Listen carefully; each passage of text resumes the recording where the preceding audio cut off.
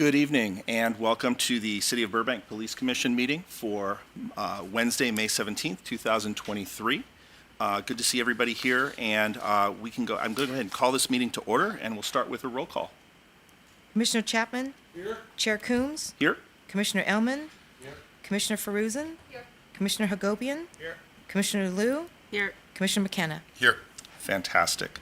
So we actually have a special guest this evening for our flag salute. So I'd like to invite Miss Marlo Jones up to the podium to lead us in our flag salute.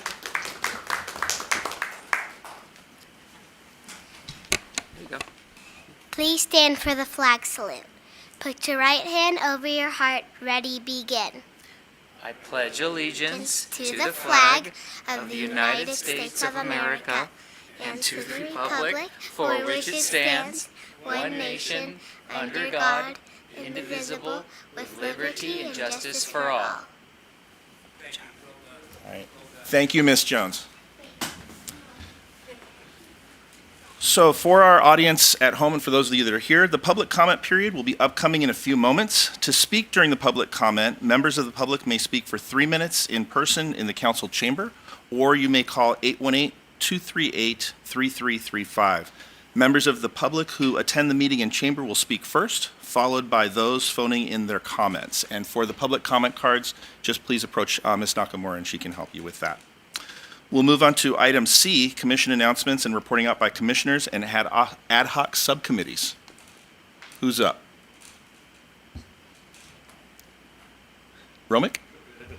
I guess I'll go first. Thank you, Chair Coombs. March 12th, I attended a traffic safety presentation at the Armenian Western Diocese Church. Officer Ryan Rhodes and Lieutenant Former put on the presentation for an audience of an age range of anywhere from 14 to 22. It was well attended, maybe about 25 participants. And what was really great was, the amount of information that was provided and also the dialogue that pursued afterwards. I even also shared my personal story about losing my friends to reckless driving. So it was a really great presentation. Well done by the PD. And on March 13th, I attended Police and Fire Day. Myself and Commissioner Coombs, we started out the day with a booth for the Police Commission. It was great. We engaged with a lot of community members. It was great to see the other commissioners come by. And we talked about the roles and responsibilities of the commission. And it was really nice to kind of get the exposure out there. And a lot of people, were curious about what the commission was, so we were able to engage with them in that way. And then finally, on March 16th, enjoyed coffee with the cop. Great community event. Great to see Commissioner Farzan and Elman there. And had some great coffee and pumpkin loaf bread. Thank you very much. Thank you, Romick. Paul, go ahead. I'd just like to congratulate our colleague, Romick Obegin, won his award from the Burbank Chamber of Commerce Saturday night. Congratulations. Awesome. Layla. I just want to echo what you said about the Police and Fire Day. It was a really nice event. Thank you, Romick, in particular, for putting together the materials for that event. Appreciate it. And also attended the coffee with the cop and had some nice conversations with folks. And lastly, wanted to say that there was a little miscommunication around the item around the data subcommittee and the data request process. So we are not going to discuss that this time, but Okay. we'll get back to it Thank you. next time, hopefully. Thank you. Yes, thanks. Mike, go ahead. Like all the other commissioners, we spent the day at the very first time when we've had a booth at the Police Fire Day event. And it was a great opportunity to do outreach by the commission as well as by the city departments, the fire and the police department. Last night, I happened to be at council, and there was a presentation in council for honoring National Police Week. And I think I'm going to let the chief maybe make some more comments on that this evening if you'd like. But it is a special time of the year and a remembrance that's solemn. I also attended the California Association of Human Relations Organizations. It's known as CAIRO. They did a presentation by Marquez Equilibria on responding to law enforcement and critical incidences. Equilibria, the guy who was presenting, formerly was with the Community Relations Department Services of the Department of Justice and is now with the California Civil Rights Group. Fantastic. Thank you. Thank you. Thank you. And Mike? May 4th, I attended the meeting of the Yeah. May 4th, I attended the meeting of the Burbank Water and Power. I like to see how other commissions conduct their business, and I think there's some things that we should try. I attended last Saturday, Police and Fire Day, with my fellow commissioners. It was a great event, very well attended, and a lot of people seem to really enjoy it, including yours truly. And May 16th, I attended the Coffee with a Cop on San Fernando. I thought that was another successful event. Thank you, Mike. And a couple of things that I have. I just wanted to acknowledge that this is Asia Pacific Islander Heritage Month. May is Mental Health Month, and it's also Law Enforcement Appreciation Week. So I just wanted to lift that up and acknowledge that this evening. I don't know if it's a coincidence that May is Mental Health Month and Law Enforcement Appreciation Week fit together, but conjecture there. I also want to report that all assigned, y'all gave me a workout this last month. I want to report that all assigned letters and communication went out as assigned from the last meeting, so that was taken care of. We did hear back from the chair of the Burbank School District, who is open to communication, and I was also informed by one of our liaisons from the City Council that that there is communication being planned between the City Council and the school district for this summer. So there's a lot of good activity going on in that area, and I appreciate that. With that, are there any other announcements that folks have? I see in the back of the room, I just want to acknowledge that we have the presence of Vice Mayor Nick Schultz that are here. Thank you for being here with us. All right, moving on. Let's go ahead and move on to oral communications, and we have one card in person. So I would like to invite Miss Marlo Jones up to the podium, please. Miss Jones. Thank you for helping our community, everybody. Thank you. Appreciate that. Thank you so much. Do we have any other folks in the audience? Harry, no. And do we have any callers? We do not, sir. Okay, thank you so much. So there we go. Yeah, it would be hard to top. I wouldn't want to come after Miss Jones. So let's go ahead and move on to item E, Commission response to public comments. We had one public comment. Would anybody like to respond to that? I would. Please. Thank you, sir. That was adorable. Thank you. My father was a police officer and law and order guy. When I was a little older than Miss Jones, I had an argument with what I considered to be what we were allowed and not allowed to do, and my father said, well, then handle it like a man, and we went down to city council and we addressed the council. So the fact that you brought your daughter here and that you came before us is a great example of how our system works, and thank you for being here. Thank you. Eva, go ahead. Ms. Jones, I just want to say thank you for leading us in the salute, and thank you for engaging in public comment at such a great age, and I hope you continue to do it moving forward. Any other responses to public comment? We good? All right, fantastic. Let's go ahead and move on. We're looking at the approval of minutes from April 19th, 2023. I'm hoping that everybody got a chance to review those. Were there any corrections to be made? So we're looking for a motion to approve the minutes from April 19th, 2023. Romick, motions, and Paul seconds. No discussion. Mike? Yeah, I do have just a short discussion. On the items that are showing up for the introduction of agenda for future meetings, Yeah. it does mention the review of the RIPA report in a different area, but it's not mentioned in that particular agenda items on the future. So I just wanted to make sure that that was in the spot. All right, so we're looking under, let me make sure I'm looking in the right spot. So, Last paragraph, second page. second page, last paragraph. So, made a motion, Okay.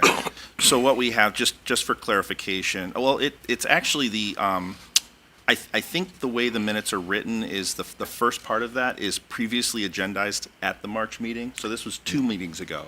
Yep. That we're keeping that on the radar and that carries forward. And then the next piece is you're identifying specifically adding the RIP report to that. Yeah. Is that okay or would? That's correct. Okay. Yeah. Okay, great. And if that's the case, then can I second his motion, or do? It's already been seconded. Okay. So we're good to there, but you can be the first to vote to approve the minutes. Well, I would like to do Okay. that then. Do we have any objections to the minutes? Any abstentions to the minutes? All right, so we have approval by consensus, yeah. Okay. Moving on to our items of business. First item is presentation, discussion, and action, if any, of the department's peer support and wellness program and initiatives by Dr. Gina Gallivan, who is a licensed police psychologist. Dr. Gallivan, welcome welcome. Please join us.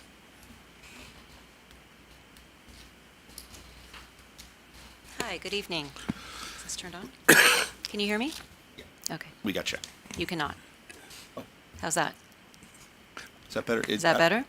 There you go. Okay, hi. Great. I'm Gina Gallivan. I am a licensed and board certified police and public safety psychologist, and I have the honor of serving your police department. I have with me Sergeant Gabe Lira. He is a retired police sergeant from the city of Hawthorne.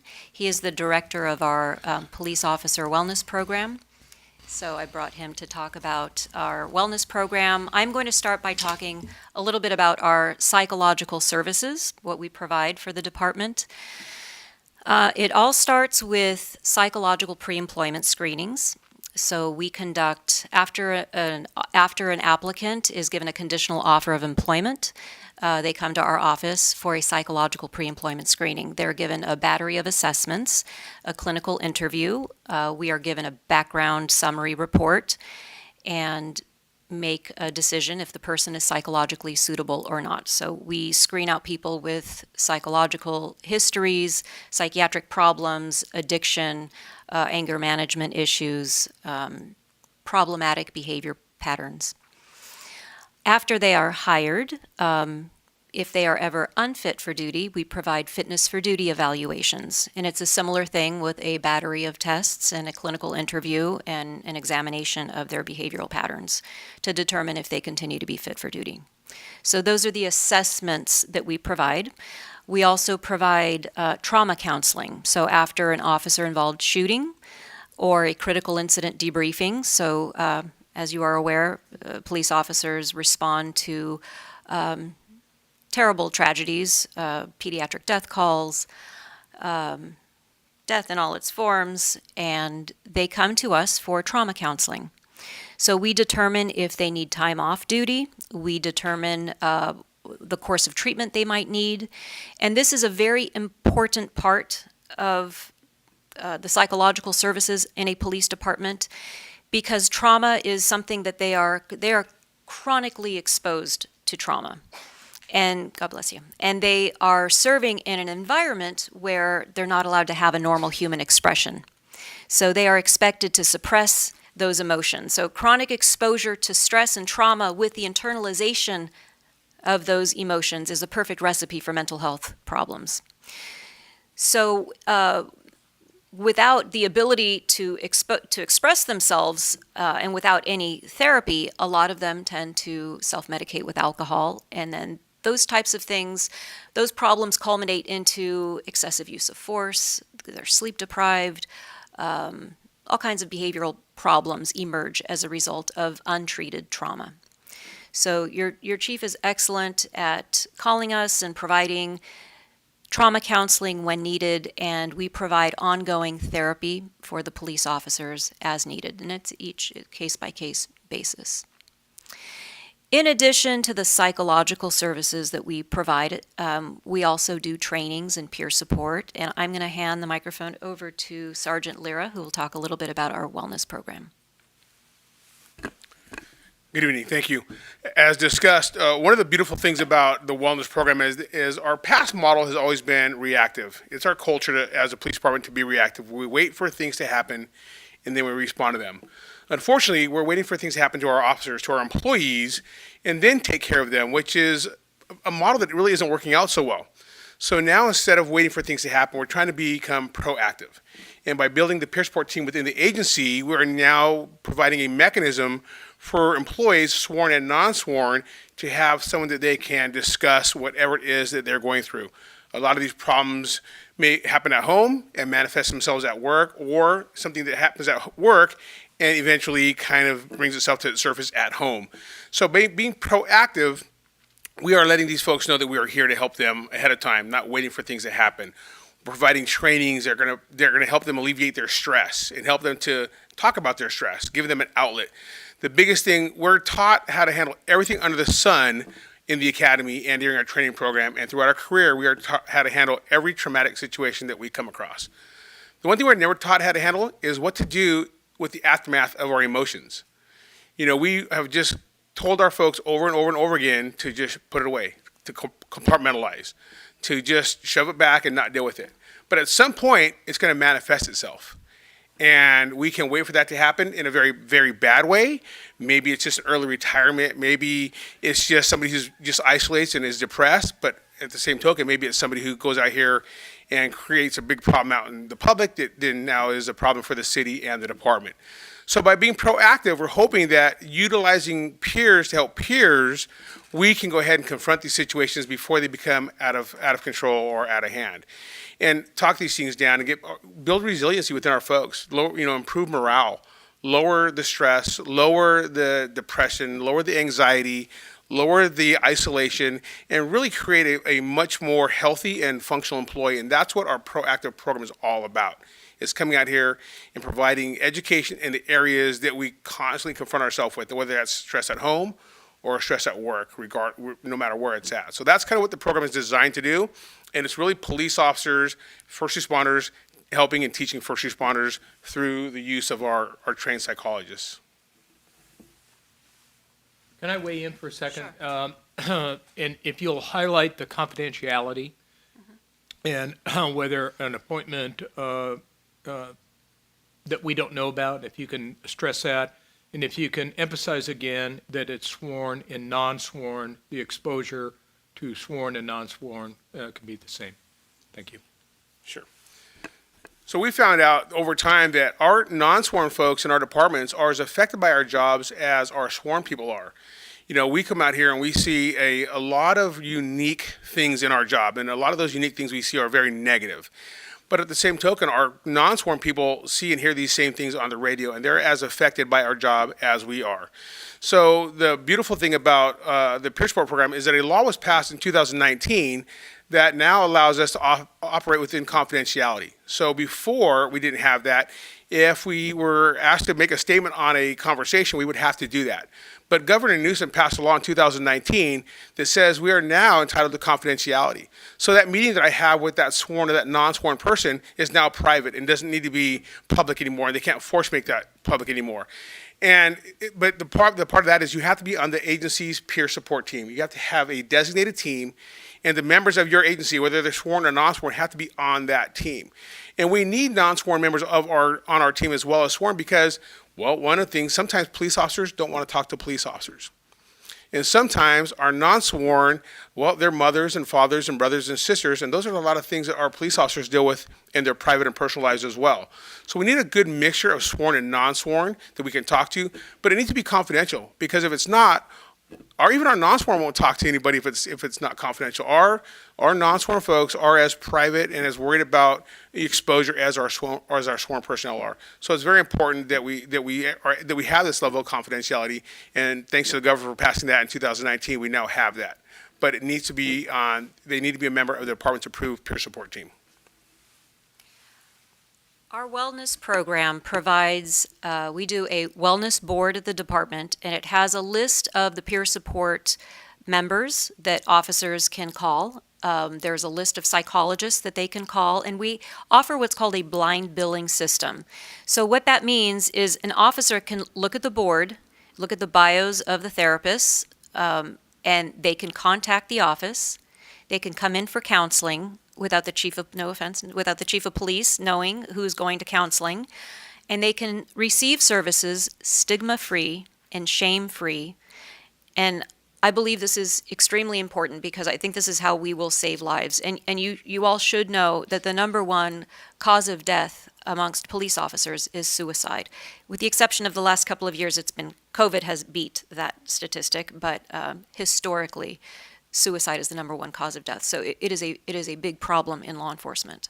So we have some ways of connecting culturally competent counselors to the police officers in a way that is stigma-free. We also provide trainings at briefings. We offer an embedded program where psychologists will do ride-alongs with the officers. They will do office hours. We make ourselves available and make ourselves known to the officers so that we're not strangers. And we try to normalize that this is just what we do at the Burbank Police Department. This is part of how you maintain your wellness. Thank you so much. Any other You're parts welcome. of the presentation that you have, or can we open it up to questions? You can, I mean, I can talk all day, but you can open I it know. up to questions. I Yeah, can too, sure. so I can Yeah. relate to that. Let's go ahead and open it up to questions and a dialogue. I want to Sure. open it up, I've got a number of questions, but I'd like to open it up to other members of the commission first. Paul, go ahead. Has there been any outreach to family members? And I'm talking about not necessarily for their well-being, but for their ability to report either anonymously or, because obviously they're going to be the first to make an observation. Sure, yes, they do. And what we do is we incorporate family therapy. After someone has been through a traumatic event, we provide psychoeducation to the family. A lot of times there is vicarious trauma to the family members. Even the children experience, they absorb the stress of the parents. So we provide psychoeducation and we explain what kinds of behaviors to look out for, regressive behaviors, depending on the age of the child. So we provide referrals for child therapy, we provide couples counseling, and we do psychoeducation. Good question. And we also do family day, we do all kinds of keeping Blue Family Strong trainings. Thank you. Romick, go ahead. Thank you very much for that presentation. So is there any data that you can provide in regards to how long the exposure to trauma starts to take an effect on the mental well-being of an officer? That is a very good question. And the answer is it depends, because everyone is different, right? So there are some people who will have a full career, 20, 30 years, and they'll be fine, or maybe they'll have one event at the end of their career. There are some people who have one event and medically retire. Other questions? Mike, go Yes, ahead. thank you for your presentation. Just curious, are the two of you on with our other department full-time exclusively, or are you working with other departments? So we provide psychological services to over 70 police and public safety agencies in Southern California. But you're my favorite department. You two are regular, though, with our particular We are the department? yes. So I have Fantastic. 15 psychologists on my team. We have a huge. It's a large group, but we are the main providers here for Burbank. Fantastic. So I do have a few questions. Oh, Mike, go ahead. Go ahead. Am I wrong in kind of comparing this in my mind to like PTSD from somebody in the military point of view, that they suffer a very traumatic event? And what I'm interested in is knowing about the long-term effect that the person might be, through, does the trauma continue? The So- long-term. The That's, long-term I guess, effects I'm of asking. post-traumatic stress, that's a really good question. So the long-term effects of untreated post-traumatic stress disorder is typically a co-occurring depression develops. So when a person is symptomatic, you can imagine with post-traumatic stress, a person's sympathetic nervous system is stuck up here, does not come down.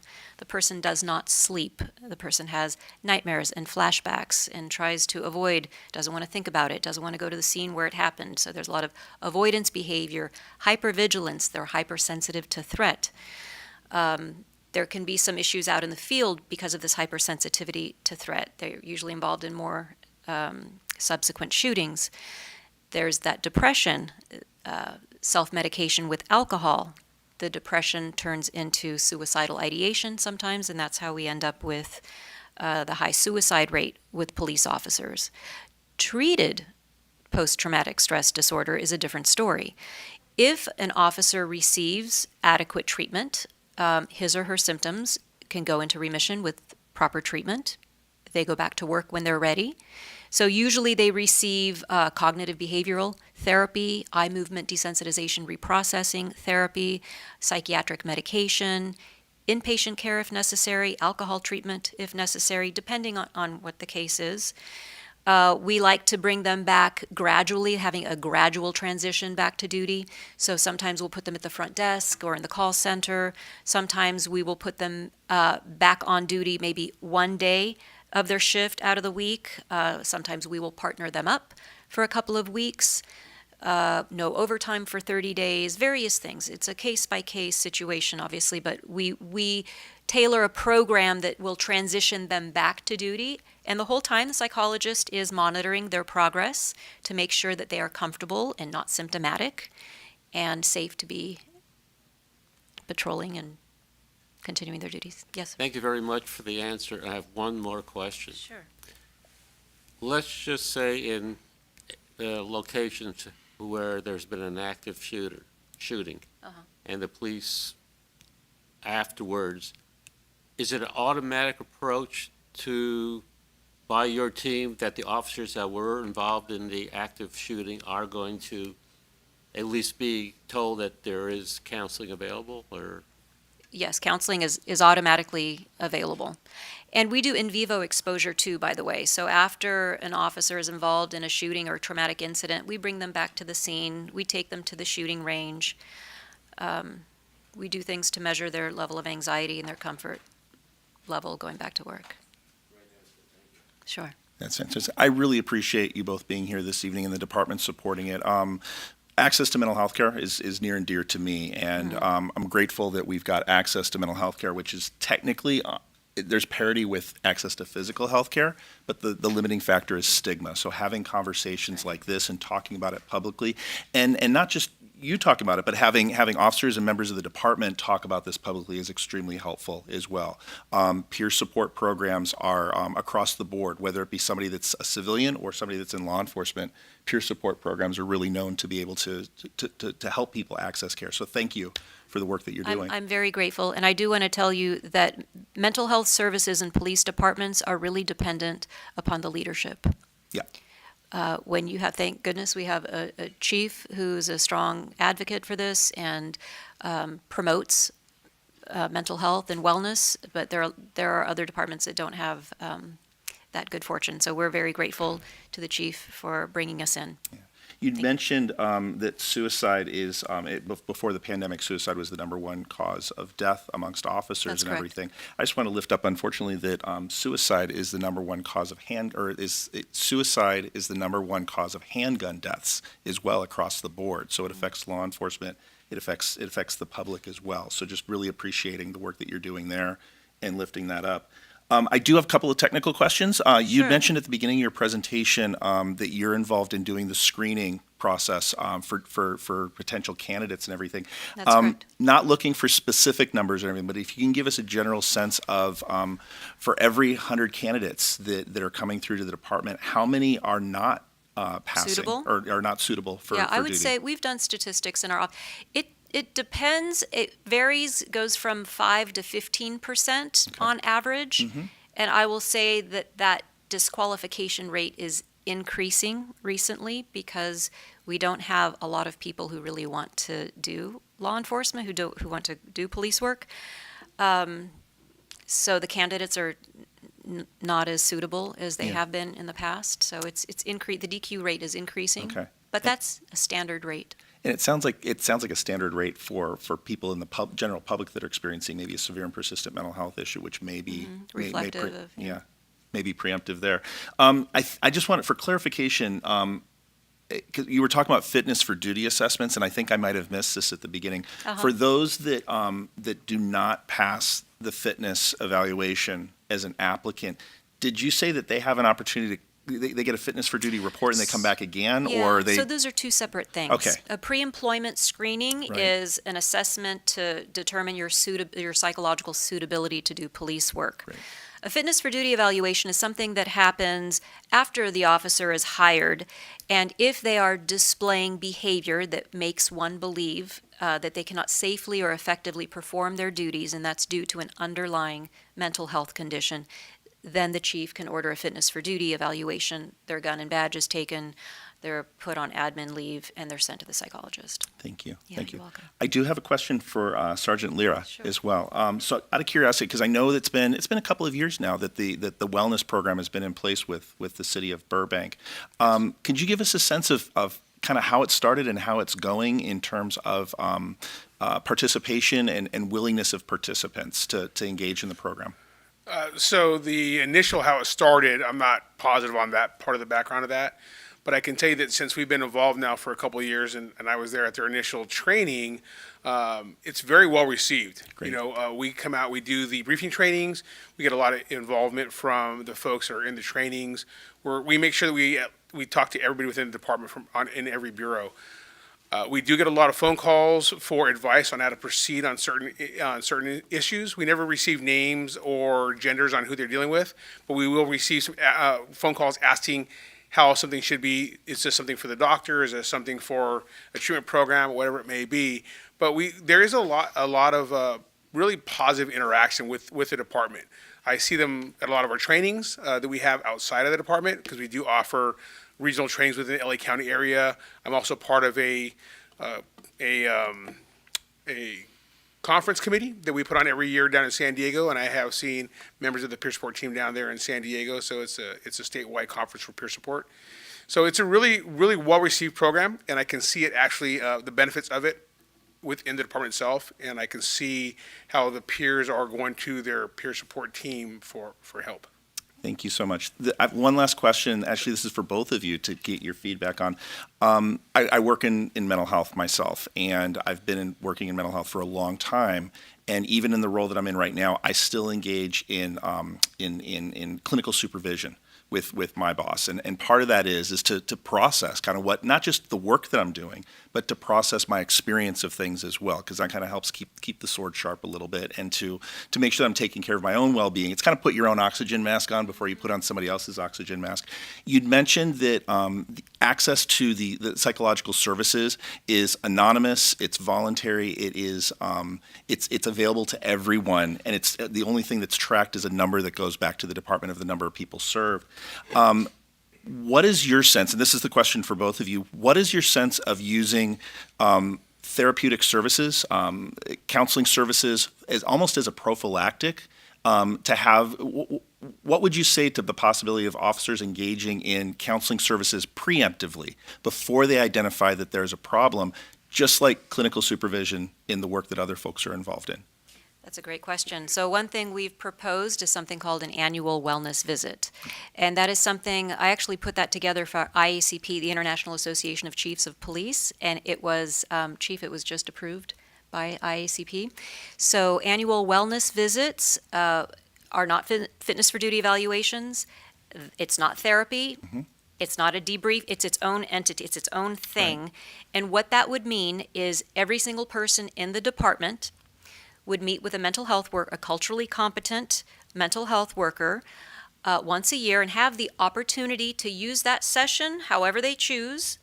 Their participation is optional, but the attendance is mandatory. Okay. So when they come to the session, and the session could be done via Zoom, in person, at the station, however the employee chooses, they can choose to use it however they want. They can talk about family issues, financial stress, critical incidents, post-traumatic stress, alcohol, anything.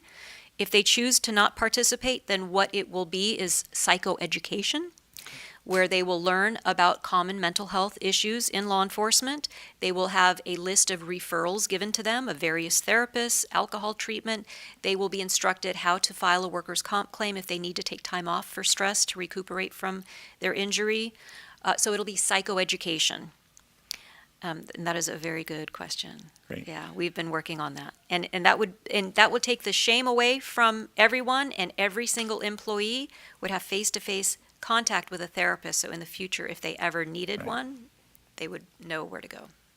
The beautiful thing about the wellness visit is that it creates that relationship early on before maybe it's needed, right? It's really hard to walk into a room and talk to somebody and pour your feelings out to somebody that you don't really know. So if you've now started this relationship in a very innocent way, whether you talk or not, we can go back to like the Sopranos of Tony Soprano sitting there talking to his psychiatrist, right? Eventually you get to that relationship is so open that now you can tell them anything. And so we'd like for that to happen before it's needed. That way, it's really never needed. They can now have a really good rapport with a psychiatrist or psychologist that they know, and when things occur that they want to talk about, they feel comfortable now going ahead of time and talking to them to hopefully alleviate that problem from ever manifesting itself in a really bad way. So I want to push it a little bit further. So you're talking about an annual mandatory kind of check-in and everything. What would you say to, what would you have a recommendation around ongoing voluntary participation if there's not a specific identified mental health need, but again, a preemptive working with a psychologist, working with a therapist on an ongoing basis? Is that something that you would see as beneficial or a waste of time? So that's something that I did. So I didn't wait until I fell apart to go see my psychologist. I did what I call my monthly checkup. It's like an oil change on the car, right? I went and spoke with my psychologist saying, hey, there's really not much going on, I hope. Let me tell you what's been going on in the last few months, and then you tell me if there's something in there that maybe I missed or did I just kind of skip back, I glossed over. And then for me, that would just kind of help me know that I'm kind of on track, that I'm doing fine, that maybe this death that I went to or this really traumatic car accident, when it didn't bother me, that's okay. Because sometimes we worry like, why didn't this bother me? Bother somebody else. So for me, in my personal experience, it was just to kind of make sure that I was still doing okay. Fantastic.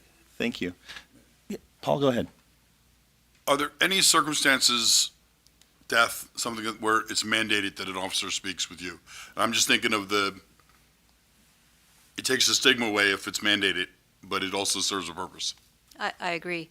Officer-involved shootings, those are mandatory debriefings with the psychologist. However, I have seen more medical psychiatric retirements from pediatric death calls than OISs. I've been doing this for 20 years.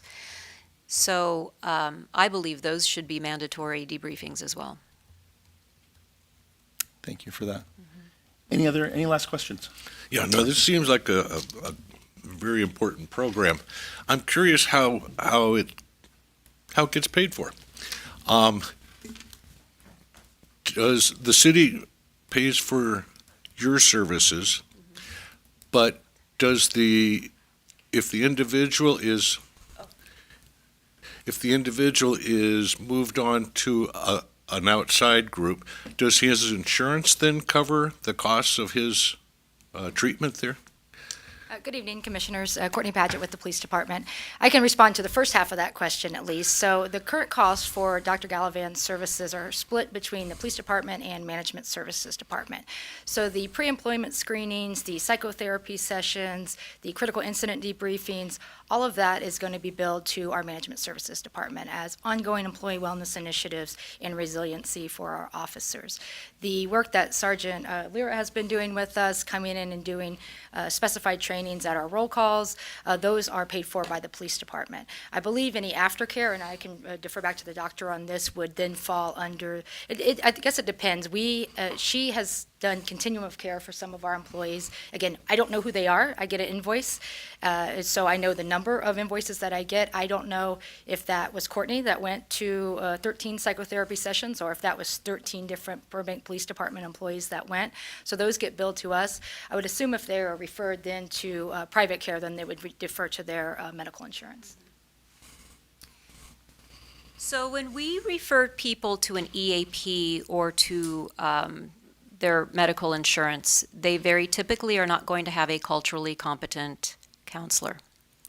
So we try to provide services for as long as we can.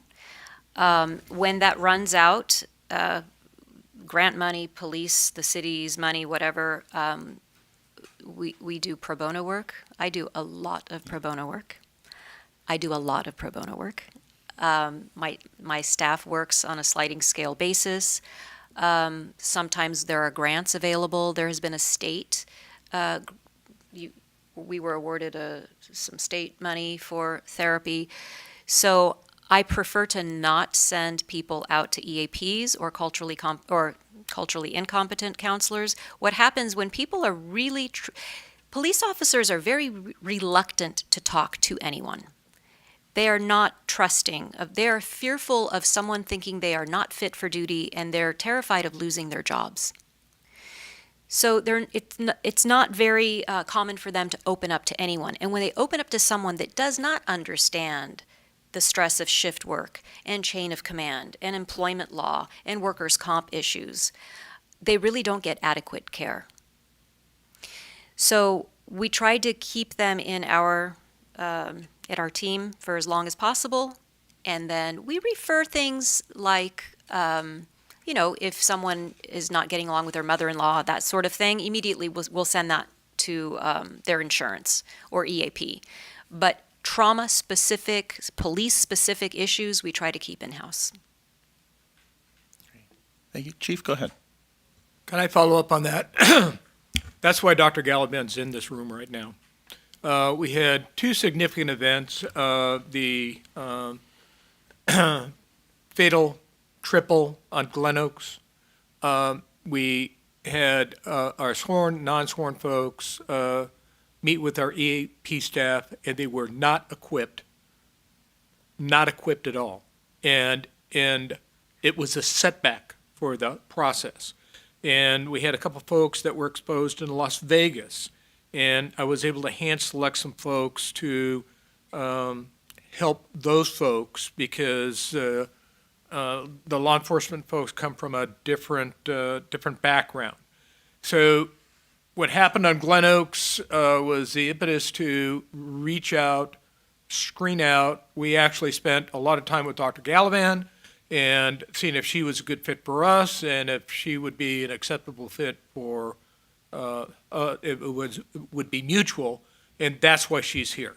And I have nothing but high marks for the program and for what Sergeant Lyra does, and moving forward, I'm in a much better place than I was 2.5 years ago.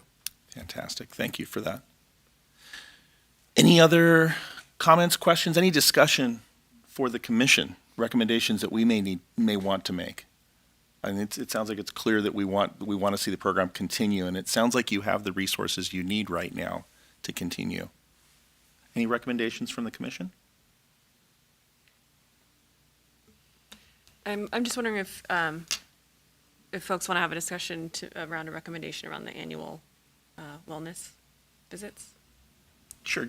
Go ahead and describe a little bit more. Well, it sounds like it was recently approved, and I don't know what the process is exactly. It sounds like you would support it, so I didn't know if you were planning to propose that to the department, or if you wanted to speak a little bit more about why, or what the process is, and then folks want to. So if I can help clarify a little bit, are the annual visits, are the mandatory annual visits in place right now? Not yet. They're not? Okay. Not yet. Okay. It was proposed, we were waiting for them to be approved Okay. through IACP, and that just happened a couple of days ago. Okay. So that is something that, and so this was approved at a high level, At a an federal- association at a federal of, level. yeah, at a federal level with an association of chiefs. I'm assuming our chief was supportive of it. So the approval is new, and this is something that we would meet and confer with Dr. Galvan and her staff on how that looks for us moving forward. So let's just be sensible about this. Yeah. Is that if you get a physical once a year, and when I came on the job many, many years ago, it was mandated that we got a physical. And that went away, and it became a train wreck. So whether it's a physical body, physical mental health, I think it's going to be appropriate. How we navigate that process so that we optimize on the process, we'll see how that looks moving forward. Okay. So it's not in place right now. It's brand new. But Brand new. it sounds like something that you're supportive of, and it sounds like something that members of the commission are leaning towards as well, to support that, and it sounds like something that you all are leaning towards as well. Do we want to make a recommendation on that? I would agree. As I said, and I think Mr. Laura pointed out too, first of all, it's a lot easier to speak to someone who's not a stranger. So any previous relationship is going to enhance the time that you're together. And as I said, when I talk about mandating, after certain circumstances, you're going there and there's no stigma attached. I had to go. And then you will ultimately open up. So with that long drawn-out description, I would like to make the recommendation that we mandate once a year. Okay, so there's a motion to mandate the annual wellness check with the wellness services. Is that the right language that we would use? So I would ask this, give us a little time. Okay. To see how it looks, where we have a plan. Okay. And we'll cross-staff with Dr. Galvan's group as far Okay. as what other organizations, what they're doing moving forward, and what the cost would be associated with that. Okay. And who's going to underwrite it. It's going to be grant. And again, this is all Gotcha. related to Pillar 6 of the 21st Century Okay. initiatives. So maybe we can come back in a quarter, bring Dr. Gallivan back to discuss what it looks like moving forward. So that may be it. So I want to be, for clarification, were you making a motion or were you just suggesting and we were talking about hopefully the latter? I was making a motion, but I'll agree with the chief and to understand to pull it back for now. Okay. I guess what I'm trying to, the experience that I'm leaning on is that a lot of times by the time you go, it's too late. And even just my experience with the VA, I can literally remember calling and them saying, "Are you suicidal?" "No." "Well, sorry, we don't have the money." And so that's a real wide scope of extreme. Yeah. And if we can come find somewhere in the middle there, I think it would be better for not only our police officers, but our community. So what might be useful is, Mike, go ahead. I was thinking that we pretty much, ask for a report in a quarter, as the chief stated, of what the progress is on this program and, where we're at and where we're going with it. Sound reasonable to folks? Okay. I understanding, I hope what I'm understanding what the chief's saying is we don't want to lock them into an economic commitment that's not necessarily prepared for. Right. So that's why I'll withdraw the motion at this time. So I think the message is clear that we're supportive of it and we would like to hear more about it and we would like a report back from the department, let's say in 3 months, to do that. Gina, do we need to do that as a motion or the intent, the direction that the commission's going is pretty clear? I don't know, does it need to be formalized as a motion? No? Okay. All right, great. Any other comments, suggestions, recommendations? All right, Dr. Gallivan and Sergeant Lear, I really want to thank you for being here this evening and for the work that you're doing, so thank you. Thank you very much. Thank you for having us. Thank you.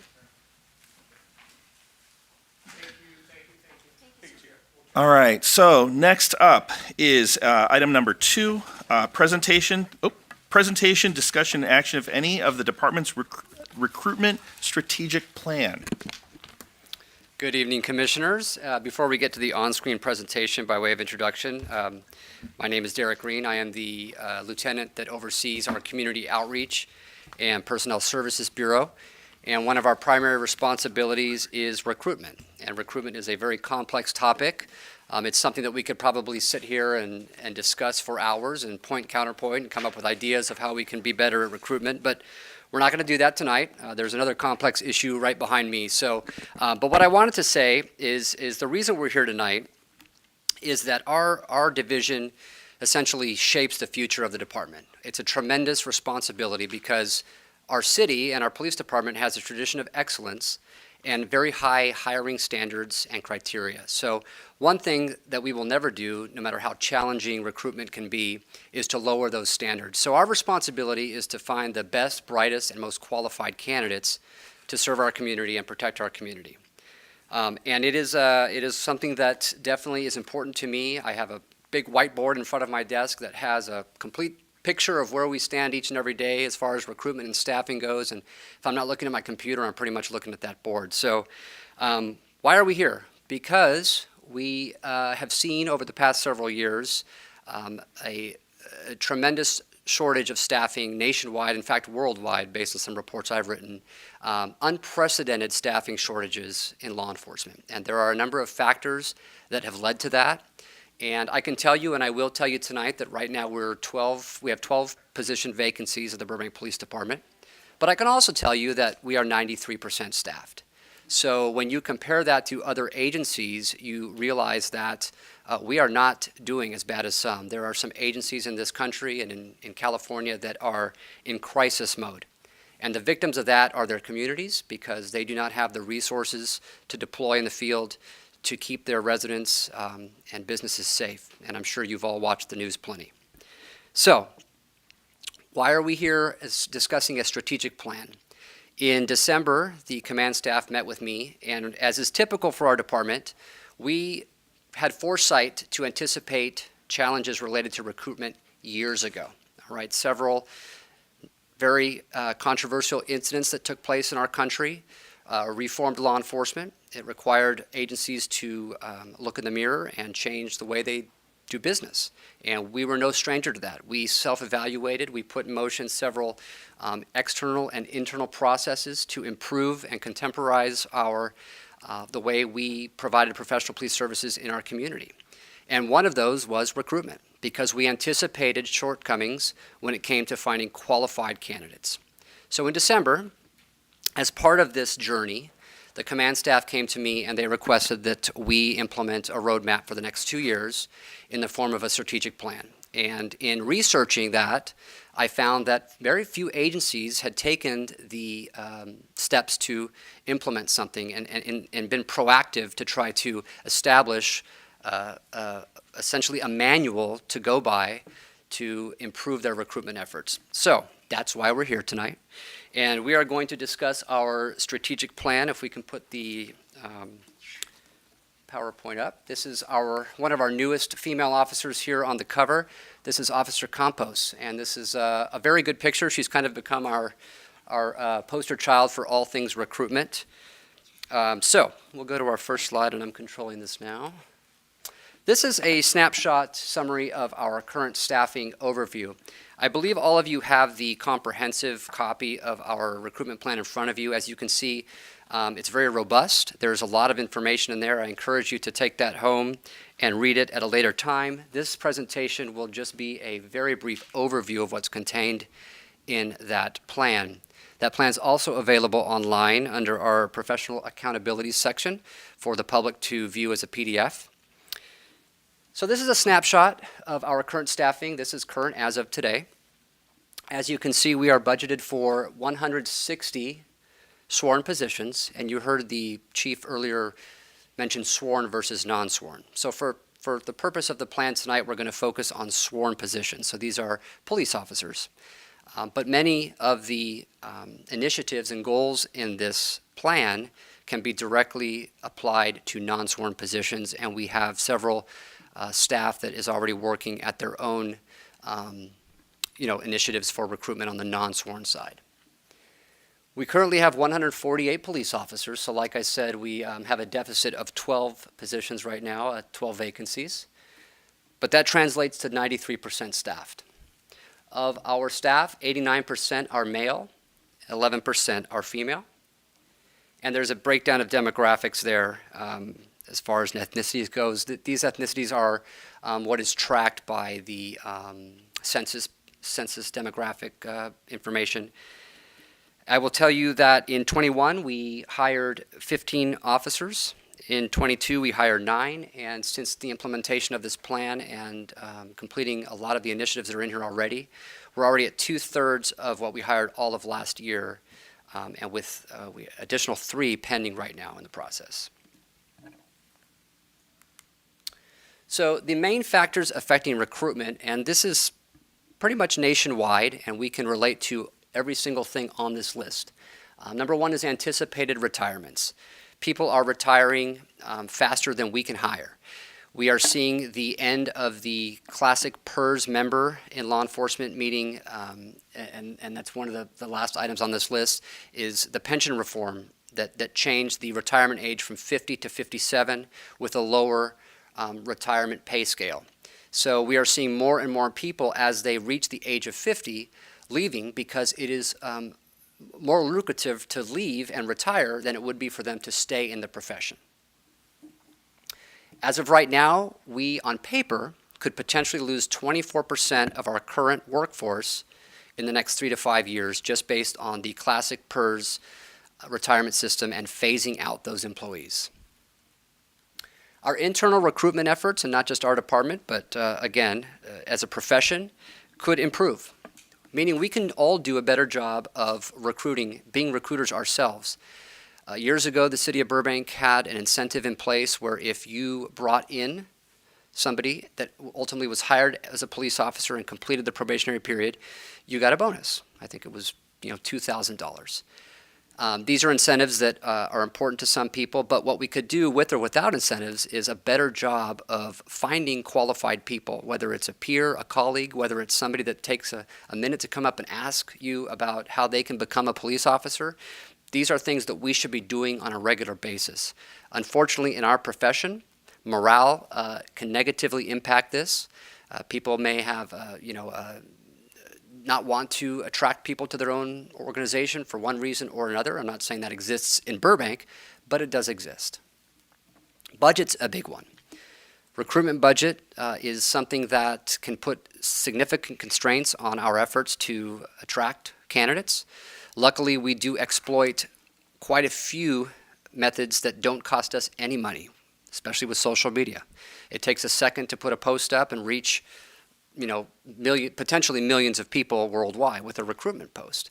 But there are always budget constraints when it comes to other things like recruitment materials, having to pay for job fairs, having to pay for advertising if that's a route we want to go. This is a big one that we fortunately have kind of set the bar with, and that's the testing and hiring process. I can't tell you how many people that we have hired because our testing and hiring process was expeditious, organized, and essentially beat out our competition because we're competing against other agencies because the candidate pool is not that big. We streamlined our hiring process about 3 or 4 years ago. We initiated an online platform where the written exam is now taken remotely and your test scores are submitted electronically to the city, and those test scores are good for an entire year. We then onboarded a cloud-based background program that tracks and expedites background processes by putting the burden on the applicant to upload all of the required documentation directly to a background investigator to start the process. So what used to be a thick packet you had to fill out and go get signatures from all of your neighbors and waivers and this and that can now be done electronically and uploaded as quick as the applicant wants to get hired. So again, we could get more and more into that, but what I can tell you is that a contemporary testing and hiring process is key because when people are looking for a job, they're going to go to the first person that provides them with a conditional job offer. So the faster we can make that process flow, the better chance we have. Salary and compensation is a big one. I am a Burbank police specimen of the early 2000s. I was born and raised in this community, and I wanted to be a Burbank police officer. Burbank police officer. Didn't matter how much they paid. I don't even think I looked at how much they paid. It didn't matter what shift I was going to work. Didn't care. Wanted to be a Burbank police officer. And here I am. Unfortunately, we're dealing with a different generation. We're dealing with a generation of people that they want it, and they want it now, and they want to know how much it's going to be. They're young, they're looking for a place to live, and they're going to go where the dollars are. They have no loyalty to what community they're in. Few do, but we are seeing more and more people attracted to the dollar than the profession, and that is challenging. Attitudes, perceptions, and portrayals towards police. Again, several significant incidents in our nation have shaped the way people feel about law enforcement, but what it's also done is it's carried over into the minds of people that once wanted to be police officers. There are people now that realize, wow, I'm going to have a camera on me at all times. I'm going to be under a microscope. Well, I'll go work in tech. That's what we're dealing with. And again, we spoke briefly about pension reform, so I won't go over that again. So again, the plan's organized under goals, initiatives, goals, objectives, and then each objective has a list of initiatives that we want to check the box on. Many of these things we've either already completed, we're close to completing, or we've already initiated the process. There are some things in here that we are still exploring the viability of, even if it's feasible, and something that we can accomplish, but we're certainly going to try. So the first goal was to recruit and hire a diverse workforce. Number one is we want to hire more female police officers. And we have no problem hiring female police officers. Right now we have a problem attracting female applicants. Unfortunately, when we do get a female applicant, one of the most common denominators when it comes to failing out of the process is the physical agility component of the test phase. And that's just something that we have seen increase over the years. We notice that our agility test is not easy, but it's also not something that can't be accomplished with a little bit of effort. So what we're trying to do is work with our applicants to give them the tools for success, whether it means providing practice sessions, or we've produced a professional video that's online that explains quite a few different strategies for completing successfully the agility course. But female police officers is a big one, not just in Burbank, but as a profession. We also want to recruit applicants who represent the city's demographic population, which we do a pretty good job of. You'll see in that plan there actually is a comparison to the census data that was provided by the city of Burbank, and we are not too far off. We are trying to recruit current and former military personnel. We have quite a few personnel right now that are former military. They are helping us in our efforts. We just recently held a workshop, a private workshop that people could have RSVP'd for down at one of our Navy bases. We had a very good showing, and my understanding is I think 3 people have already applied. So we are trying to dive into that military recruitment base because we are seeing fewer applicants come through from the military. This is one that was kind of a discussion point that we're really still researching, but that's a consideration to hire as-needed part-time police officers. This is more like in crisis mode where we're not able to staff field strength, which we're not even close. Our chief is very big on our patrol field strength, and he will not sacrifice numbers elsewhere if it means sacrificing numbers in patrol. So despite the shortcomings, we are fully staffed 24 hours a day, keeping response times low, and providing the professional police services. The second goal was to optimize technology in our recruitment efforts. Number one, we wanted to create and launch a recruitment website. We've had a recruitment website now up for coming up on 1 year, and I would say that it has been our biggest success. I have a couple of success stories because we're starting to see some of our recruits that are starting the academy or that just started 2 weeks ago. They were 2 of the first people to submit submissions through our recruitment website. And if you go back in the archives, it was a simple, hey, tell me more about Burbank, and I'd like to look into working here. So these are success stories, and it just goes to show that providing them with a very contemporary place to go on their phone, tablet, computer, they send a message, it goes right to my staff, and typically within minutes, we are on the phone with these people, in touch with them, and holding their hand through the process. We wanted to expedite and contemporize the hiring process, which I mentioned earlier with our online written testing and then our background platform, which allows us to expedite that process. We're in talks with our city PIO office as far as creating a recruitment video. We're looking to create a video that is that personalizes the profession, personalizes the badge we wear, shows that we are human, that we have families, that we exercise, that we have interests and hobbies, as opposed to your traditional recruitment video from 10 years ago that was very military-based and SWAT teams and jumping out of helicopters and stuff like that. So again, we're trying to think contemporary in the times that we're living in. So this is something that's on our radar. And then we continue to engage the public with our social media. That's another big one for recruitment because that really is the way that our audience communicates these days.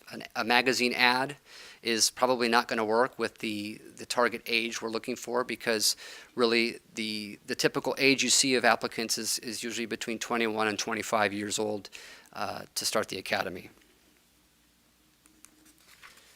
Goal 3 is to personalize the recruitment process. This is a big one, and I'll use another case study in a second.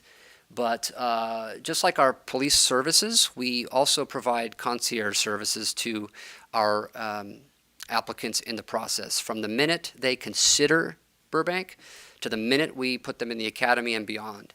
So case study of somebody that just started last week. He is a lateral from the East Coast. I'm not going to name the agency, but he applied to an agency that pays way more than Burbank in a pretty nice area. But he chose Burbank. So we asked him, why us? Why are you continuing with us? He was also an initial inquiry through the website. And he said it was because within 5 minutes of submitting the inquiry, one of your recruiters called me back and answered every question I had, kept me posted on the status of my application, guided me through the process when I didn't hear anything from the other agency.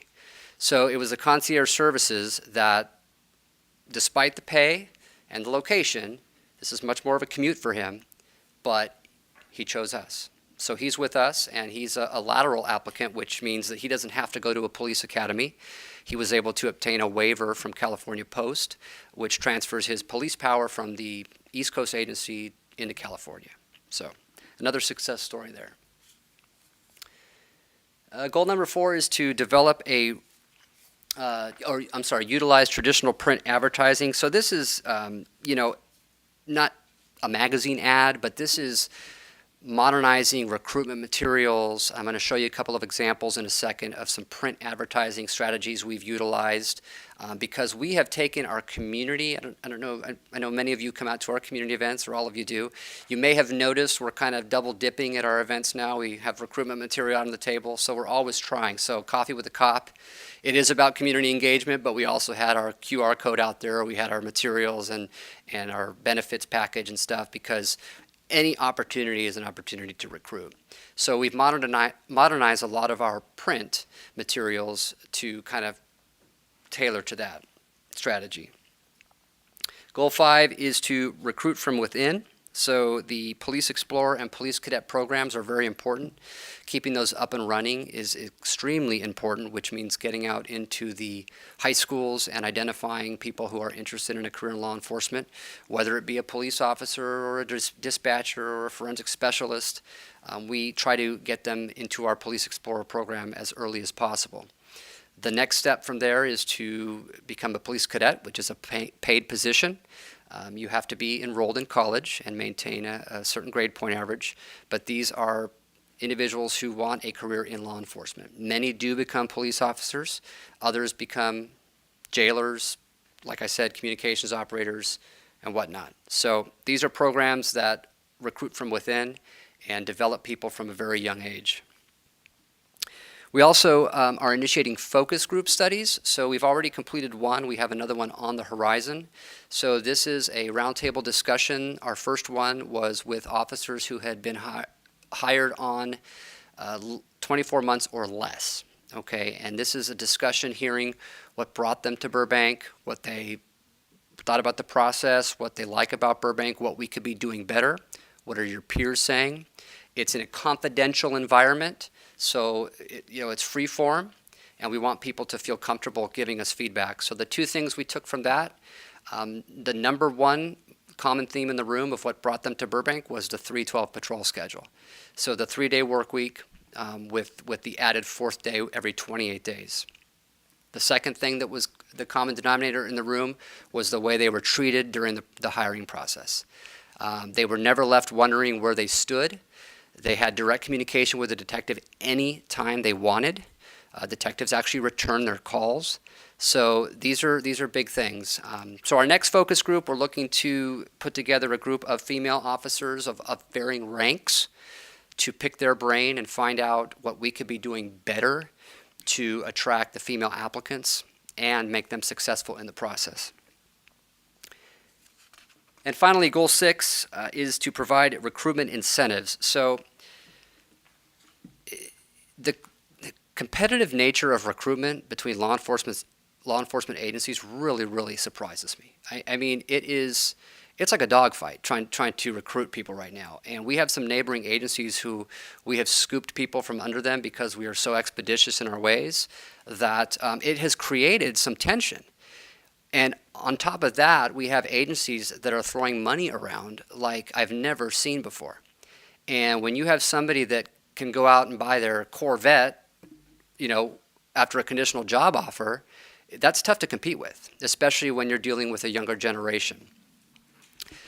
What we have done is we have tested the waters with initiatives. So we've already checked this box. We've implemented a hiring bonus in the form of compensatory time. So if you are a lateral police officer, upon hire, you're going to get 120 hours of vacation and 120 hours of sick time up front, on top of what you're already going to accrue once you begin. So if you put a dollar sign on that, you may not be able to buy a Corvette, but it's actually not bad. New recruits, so these are applicants who still have to complete the police academy, they are going to get 80 hours of each, so 80 vacation, 80 of sick. On top of their 80 they're already going to get after their first year. So you have a brand new officer who's going to have 160 hours of vacation time in their bank at the conclusion of their first year. Not a bad incentive. So here's just a couple of screenshots. This is not the entire website. It's just a screen capture of what you'll see when you land on joinbpd.org. It is a very visually appealing website. It's easy to navigate. It's a one-page format, which then links to some other pages. The mobile version is on the right. That was important to us to have a mobile version because our current police department page is not mobile friendly. This is just another section of the page you land on. Each of those squares has a hover effect, which allows you to get more information. This is the hiring process. So these are the 8 steps that it will take for somebody to become a Burbank police officer, and each of these steps is detailed once you click on those boxes. This is some of the contemporary print advertising we've modeled here. So this top one, the recruitment business card, and it's essentially a business card. I have one here in my hands. Our idea with this was to take an archaic recruitment flyer that had more information than I really cared to sift through and condense it into something that police officers could carry in their pockets, that I could carry in my wallet off duty. Anybody can have these. And hey, you're interested in Burbank PD? Here's a card. We're giving you a snapshot of what we offer. For more information, just go to this website and you're going to get the rest of the story. So these are in circulation. They've been in circulation for about 6 months now. They've been popular. We've had officers come up to our bureau asking for more, so that's a good sign. On the bottom is the recruitment bumper sticker. Again, the same branding we're using. This is displayed on all of our patrol cars. So our entire patrol fleet was outfitted with these bumper stickers coming up probably on 8 months ago. So just another way to get the message out. On the right is just an example of one of our social media campaigns in trying to personalize the profession. And this detective in particular was formerly our community resource officer. She's now been reassigned to the detective bureau, but she is born and raised here in the city of Burbank. So she was a good one to spotlight. And it just has a very brief story about her and why she does what she does and she's doing what she's doing. And we've put out a couple of more of these since, and we're going to continue to do so. And we're also looking into creating video versions of this where we can kind of spotlight our employees for a minute or two and find out what they're all about. And that is the conclusion of the presentation. So I'll answer any questions you may have tonight. Thank you, Lieutenant. Let me go ahead and open it up to the commissioners. Romick, go ahead. Lieutenant Green, thank you so much for that presentation. I just want to tell you that I do sympathize with the police department just because I'm also on the chair of the Burbank Chamber of Commerce. I'm also on the board of the Burbank Chamber of Commerce, and this is something that we're dealing with industries all throughout the city.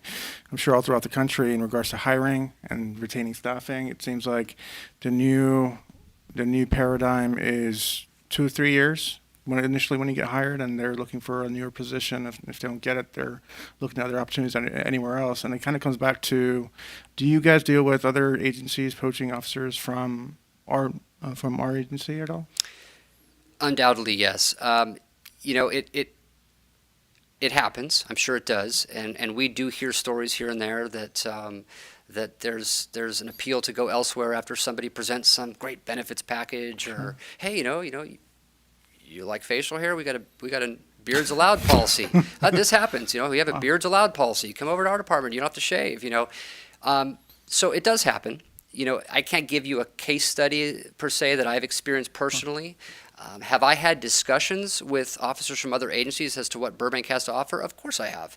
And that's part of the process. And I don't think, just like that's human nature, like any other profession, if there's a bigger and better opportunity elsewhere, it's human nature to want to explore that.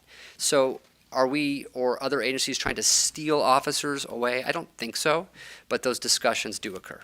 Okay. And one other thing I just want to add in as well, I was looking at the incentives, and I know that there's not a current hiring incentive, correct? No bonus in that? Just in the form of time. Time. Yeah. Gotcha. But if you were to apply a dollar amount to that, it's significant. Sure. And I know that, especially with the younger generation, they're always looking for that, that dollar sign, and that's consistent all throughout the board.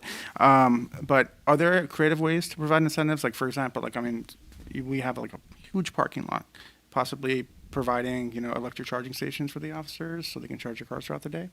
Something to think about, yeah. So not a financial incentive, but some type of other incentive that Possibly. would provide some appeal. Yeah. Sure. Fantastic. Paul, go ahead. Thank you. You mentioned the military, the Navy, but actually my son's currently in the reserves, and he came home, I think, fairly amazed at how many of the people in the reserves are seeking Sheriff's Department or LAPD or whatever. Is being in the reserves a little bit of a problem, or would that be something you would consider recruiting through? No problem at all. No.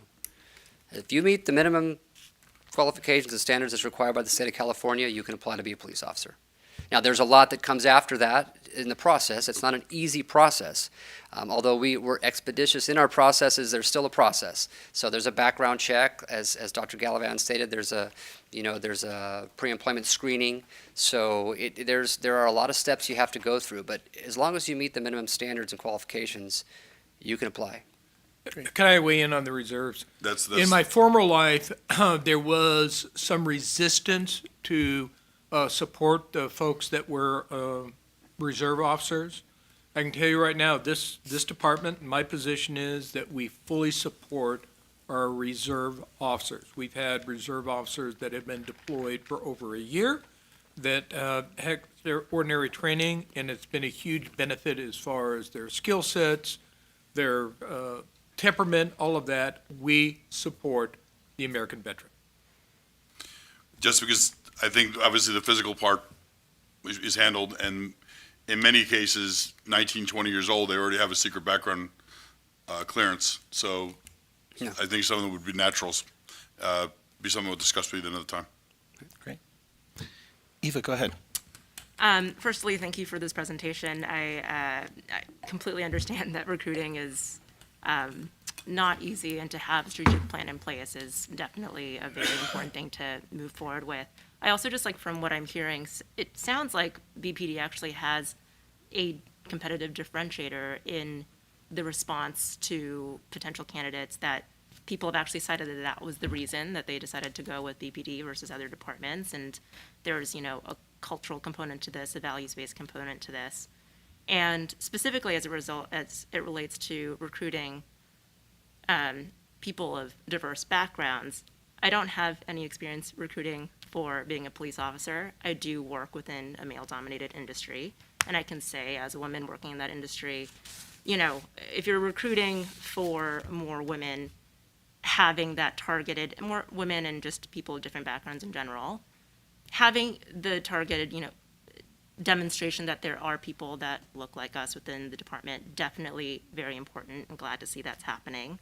I think there's also the idea of equity, right, where it's inherently more difficult to be somebody who does not look like the majority of people that are reflected in an industry, to try to recruit for that industry and be successful for it. And to your point, there is the test that often that they fail in.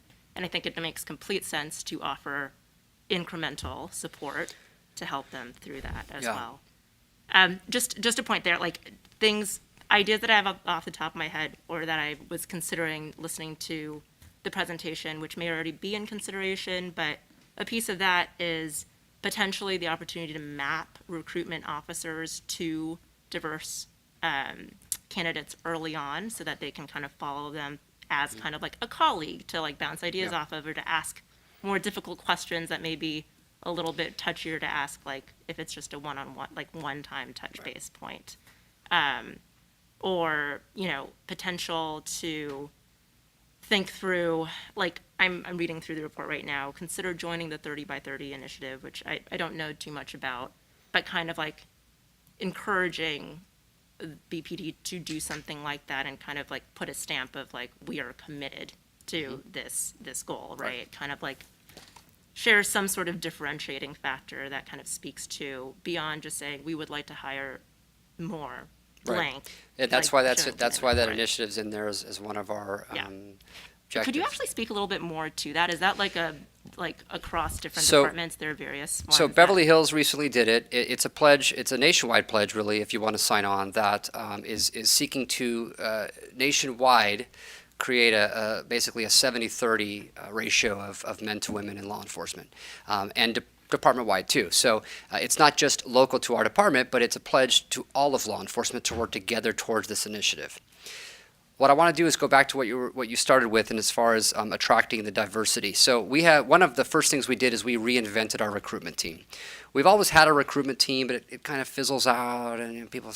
But I really wanted to reinvent it, and I was very selective. We accepted memos of interest. We kind of dissected it and found out who would be best to represent this diversity that we're looking for. So females, different ethnicities, bilingual in various language. So we do have this team. They've gone out to gyms on the weekends, during the night. They've gone to various community meetings for the purpose of doing exactly what you're saying, having conversations with people who they can relate to, either based on their ethnicity or based on their gender.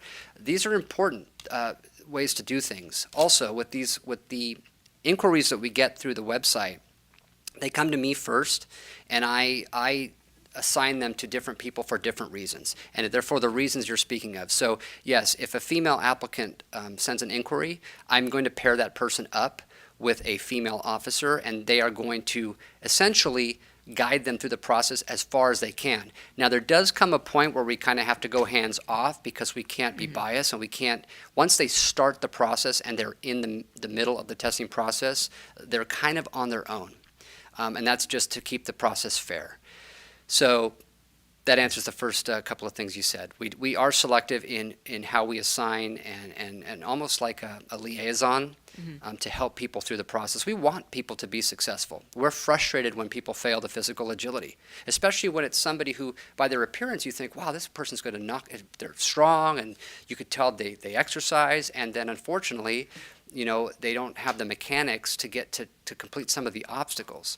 So we had a couple of people that were in our community academy class that had taken the written test, but they had not submitted the test scores yet, because they know once they submit it, the clock starts ticking. And they approached me, and they asked for help with the wall. So we paired them up with, one of them was a female. We paired her up with a cadet of ours who has mastered the wall. It's all she does is works on the wall, because she knows that climbing the 6-foot wall is one of the hardest obstacles up there. So we allowed her, she signed the waiver, and we allowed her to go up on a Friday and work one-on-one with our cadet to work on some of the techniques needed to get over that wall. So now she's built that confidence, she's got the concierge service, and she's ready to roll. So. That's great. I think even that's a great example of like potentially, it sounds like there's some trigger point at which it's like, it has to be hands off.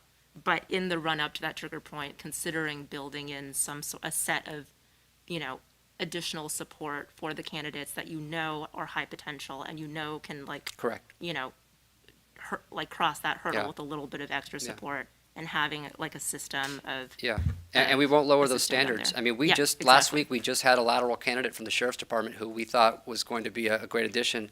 Unfortunately, he did not pass the oral interview. And he just didn't pass the oral interview. And we're not going to just push somebody through because they're already a police officer. We have very high standards here. Absolutely. No, I completely agree. I think it's a matter of just like, to the extent that you can truly level that playing ground up until the point where they actually have to be tested on their own. That makes complete sense. Thank you. Thank you for that. Other questions? Layla, you want to go ahead? Good. Go ahead, Mike. Big Mike. Big Mike. Thank you for your presentation. You're welcome.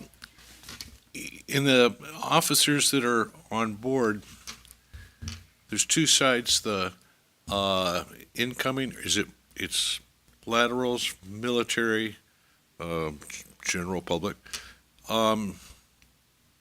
Is there a level of the cadets that we have? There's a cadet program. Is there something that comes up through there that Well, we attract full-time? Well, like I mentioned, the first step is the Police Explorer program. That is a non-paid position. We used to really get a lot of candidates through the ROP programs in our schools, which has all but gone away. So now it's up to us to get out in the schools and identify people. I don't even think we've done a career fair at our high schools since before the pandemic. So we try to attract, and we rely a lot on word of mouth. So when I'm speaking to people like I am right now, if you know somebody who has a son or daughter who's in high school that's interested in a career in law enforcement, they should get a hold of us, because our Explorer program is really that starting point for a career with Burbank, no matter what you end up doing. We have a lot of officers, we have lieutenants that started as, actually we have a captain who started as a police explorer. And George Couillard, yeah. We just, our newest academy graduate on the 12th came up through the ranks, starting with the explorers to cadet to police officer. So. Are most of the incoming and outgoing laterals? The majority of incoming are, and I apologize for using technical terms, a lateral police officer is somebody who is already a sworn police officer in the state of California. So they essentially just transfer over. They still have to complete the physical agility and the oral interview and then all of the background phase, but they don't have to do a written exam. But no, the majority of applicants that we get are new recruits. And the reason for that is really the majority of existing police officers are happy where they are, especially once they've got time on the job, they start promoting. It would be very, very difficult to start over at another agency. You know, you can imagine a 10-year veteran at one agency going to a new agency and having to go back and work a weekend graveyard shift with an FTO. Does it happen? It certainly does. But the majority of applicants we get are new people wanting to become police officers. And on the other side, when we're losing staff, is that mostly lateral or retirement or? The majority of people that separate from the agency are retirements. The problem is once the retirement occurs, we're always one step behind, sometimes 2, 3, 4, 5 steps behind, because from the moment somebody applies to the moment they're street legal to go out in a police car, that's 6 months to a year. So to fill one vacancy, it takes us up to a year to get somebody up and running. So you can imagine, last year we had 16 separations. So you can imagine the shockwave that sent on my whiteboard and how much catch-up we're now having to do to fill those voids on top of anticipated retirements that are already looming. Do we use any non-Burbank officers to support our department in any, like, in emergency there, like, I know Glendale or Burbank would trade off for LA, but do we regularly have outside? No. It's typically only a mutual aid emergency activation, or if we have a significant incident in the city and our watch commander needs some help with service calls that are backlogging. I have, as a watch commander, reached over to Glendale and said, hey, can you send me a couple cars? We just need to go, grab some alarm calls and stuff. We're really, really getting hit hard right now, and vice versa, right? So we'll go over there too and help them. But what you're describing, no, deploying outside agencies in the field typically only occurs in some type of emergency situation. Great. Thank you very much. Thank you. Layla, go ahead. Just a question, speaking to your points about how things have changed in law enforcement and also the difficulties with recruiting, and just wondering if you can share a little bit about how maybe the background of folks that you're looking for has changed, or is it just shifting from maybe folks coming with a certain type of, background to something else, whether that be education or experience or whatever, or is it more just casting, a wider net maybe than was cast before? It's not so specific. We used to see, and I've been sitting on oral interview panels long before I promoted, back when I was an officer. We used to see the majority of applicants coming in who had, at least on paper, and conveyed to us, a lifelong journey to becoming a police officer. More often than not these days, we are seeing polar opposite career changes on paper. People coming from the finance industry, people who are in healthcare, people who are Uber drivers. I mean, and anybody who's qualified and legally able to work as a police officer in the state of California should apply if they want to be a police officer. But we are not seeing, to the degree that we used to see, the individuals who have contributed their entire upbringing to becoming a police officer. I did ride-alongs. I listened to my scanner since I was 6 years old. Oh, that's my story, but we don't see that as often, and it's kind of heartbreaking when you're a traditionalist and you've been around, in the profession for so long, because you want the best here, right? And so for somebody that grew up here, I want the best for this community. So you want those applicants to be like you were, and we do see it, but not as often as we used to. And second thing, if I might, kind of relating to what Eva was saying, it sounds like there is a really solid infrastructure in place for applicants coming in who may not, who like women, for example, who may not be, reflective of like the majority of the police department here or elsewhere. I'm sure it's a similar story. So just wondering if after someone's hired, is there any sort of, whether it be peer support, not in the sense that we heard earlier around a wellness program necessarily, but more in terms of career trajectory or challenges that might be facing someone, in that position who comes from a non, not the majority type of background. And then, if so, it seems like that might also be a selling point, right? In terms of maybe there's not a signing bonus, but that, up front you received that concierge care and like a personal connection with someone, and that would continue as you go through your career. It starts with the chief, and I can say at a personal level, the chief takes time to learn everybody's name, find out their family's name, find out their story. He's in the locker room every morning. He has no problem walking up to you saying, "How was your weekend? Did your kids win your tournament?" It starts there, right?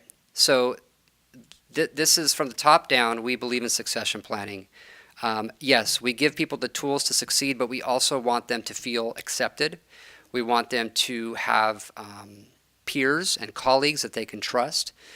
We are a paramilitary organization. Law enforcement always will be. There's a certain level of respect, and there's a chain of command that's expected to be followed. But that doesn't mean that we're robots. And we all have families. We all have mothers, fathers, sisters, brothers. So we do try to create an environment that is inviting, because those first 6 months on training, the academy is tough enough. And then you're thrown into reality. Everything I just learned in a book, I'm now seeing firsthand. My first domestic call, my first death investigation, my first fatal car wreck. These are all, like Dr. Gallivan said, these are all shocks to somebody who has never been in this environment. So the process, and then on top of that, you're learning how to become a police officer, you're learning how to write reports. Each and every day is different, and each and every day there are failures. And unfortunately, people don't make it through that process, and it's not an easy process for a reason. But like what you're saying, yes, we want people to have that support they need to be successful. We don't want people leaving feeling like they were washed out or pushed out. And I can speak from personal experience that back in the day, there were certain supervisors that made you feel that way and made you not want to come to work and made you feel like you were this small. For what reason? If there's a misstep or a need to correct behavior, we'll take care of it. But that doesn't mean you have to dehumanize the person and make them feel like they're not part of the organization. Fantastic. Mike, did you have any questions? Got a question concerning the academy. I think we send our candidates to different academies, that there's just not one like the, and is there any issues with, I mean, some of these academies are pretty far from Burbank. Is there any issues with, I mean, we have a new candidate and now they have a commute like they've never had before. And does the city do anything to help them? So we do use various academies, and we do try, our number one priority is to get somebody in the academy at the next available date, if they have spaces available. So usually we accomplish that, but like you're saying, there are only a handful of academies from which to choose, and sometimes people live in the Inland Empire. What we do, though, is we keep a relationship with outside, out-of-county academies. We haven't had to use Orange County in a while, but again, concierge service. If somebody lives in Orange County, we're going to wait if we have to, and we will send them to the Orange County Sheriff's Academy. We've done the same up in Ventura. So we are accommodating to those requests. We also, I have direct communication with several people that rent homes specifically for recruits. They rent bedrooms at a very low cost for people that are in the academy that it's blocks away from the academy, which we have had personnel use recently. So yeah, we do try to accommodate everybody based on their living situation and where they live. Another question I have is, I heard on the news today in Mayor Sharon Bass, City of Los Angeles, in her budget, she's proposing adding 300 more officers to the LAPD. And I think the sheriffs are interested in hiring 1,000 more deputies. Is that going to have a very severe effect on your recruiting pool? Well, that's a lot of spaces to fill, but you know, it could, and that's a topic, that's a conversation for a different day, because just like any other city here in Burbank, development, put more and more condos in, more and more people are going to live here, but the officer to population ratio is the same as it was, you know, 25, 30 years ago. Sometimes you need changes, and especially with what we've seen recently with the increases in crime. But could it affect our recruitment efforts even more? It could. Do I think that Burbank is an appealing agency above and beyond some of the agencies you just mentioned? I do. So, and that's part of that 93% staffed. Another question is, my alma mater, Fairfax High School, is a magnet school for the LAPD, for the law enforcement. Have you ever looked at that program and maybe think maybe something like that could be brought in our direction? We have thought of that. You know, when we used to have SROs in most of the schools, we relied on them a lot for recruitment. Again, it came down to the Explorer program. We used to have our Explorers work in the Burbank Boroughs football games, and they'd be out there with their flashlight. They'd be out there help directing traffic and stuff at the end of the night. So that's kind of gone away, but we want to get back there. That's one of the initiatives actually in the plan, is to tap into the schools and develop a program that is what you're describing, a magnet program and a direct pipeline to the police department. And my last, I have a suggestion. Have you ever thought of possibly building a agility course in one of the city parks so that people could practice and officers can stop by and coach people on the course and maybe prepare them for the agility test? So we have discussed the feasibility of a mobile, essentially a mobile agility course. We're in discussions. It is a big undertaking to store everything, and you know, we go up there once a month to set and break down that course as it is, but it is something that other agencies are doing. They are creating satellite agility courses in other areas to make it easier for people to attend. Thank you very much for your presentation, and you have a very difficult job, and I appreciate everything you do. Lieutenant Green, thank you again for being here tonight. Thank you. Just one quick question Sure. for you. Do you remember the name of your school resource officer when you were a student? I had Kelly Frank at Luther. I had Edgar Panoranda at Burroughs, which then became Darren Ryburn, and maybe some Brent Durnis in there. All right. Thank you so much. Thank you for All right. being here this evening. Good night. For the commission, do we have any recommendations or discussion that we want to have? Eva? I would like to motion to recommend that BBD join the 30 by 30 initiative for recruiting women. Okay. So for clarification, because we haven't had a chance to review the report other than it being given to us tonight. It's not a report. It's the goal of having 30% representation of women by 2030. It's a pledge according to Officer Green, Right. on having that as a pledge and setting that in motion in order to reach a certain goal. So the reason I'm asking is for clarification, is that a pledge that the city's already made, or? According to this, it said consider joining. Okay, 30 by okay, 30. okay. So we've got a motion to recommend joining the 30 by 30 pledge. 30 by 30 is what it's called. So it's 30% by 30 by 2030. 2030. Yeah, yeah. It is 30/70, but one is a date. So we don't have discussion? It's part of- Presentation, discussion, and action, if any, of the department's recruitment strategic plan, and this is part of the report that was provided to us. No, it's in the department's, they're considering it, and we're I recommending. would recommend adopting. We're discussing and we're recommending that the city adopt it. Okay, so we have a motion to recommend that the city adopt the 30 by 30 plan. Second that motion. Romick has a second. Do we have any discussion on that? Okay, so all in favor of it? Aye. No opposition? No, so it's passed unanimously. Thank you for that. Any other recommendations, Leila? I guess, how do we then convey that to council? I mean, the department knows, we just Right. supported it. But It's done. Do we want to also, let council know that we recommend? So my understanding is that this is the department is considering this, and so this is the department that's actually putting together the recruitment plan. So we've just recommended that the department incorporate or make a pledge to that. So I don't know if we need to send that to the city council to send it as well. I don't think it's like a city council. Okay. Part of a recruitment plan that will continue to evolve. Right, right. But I like the idea, and I think they're hearing us on that as well. Mike, you have a recommendation? I think we, as a commission, we have to say that recruiting is a priority for this commission. And this is something that is ongoing and just, I guess, basically saying that it's a high priority for this commission, that this department continues on with growth. I agree. Thank you. Any other recommendations? Okay, I think we're good. Let's go ahead and move on to item number 3. It's a presentation and discussion of the department's budget. Ms. Paget, hi. Hi, good evening. Courtney evening. Paget with the Police Department. If we can cue the budget presentation, please.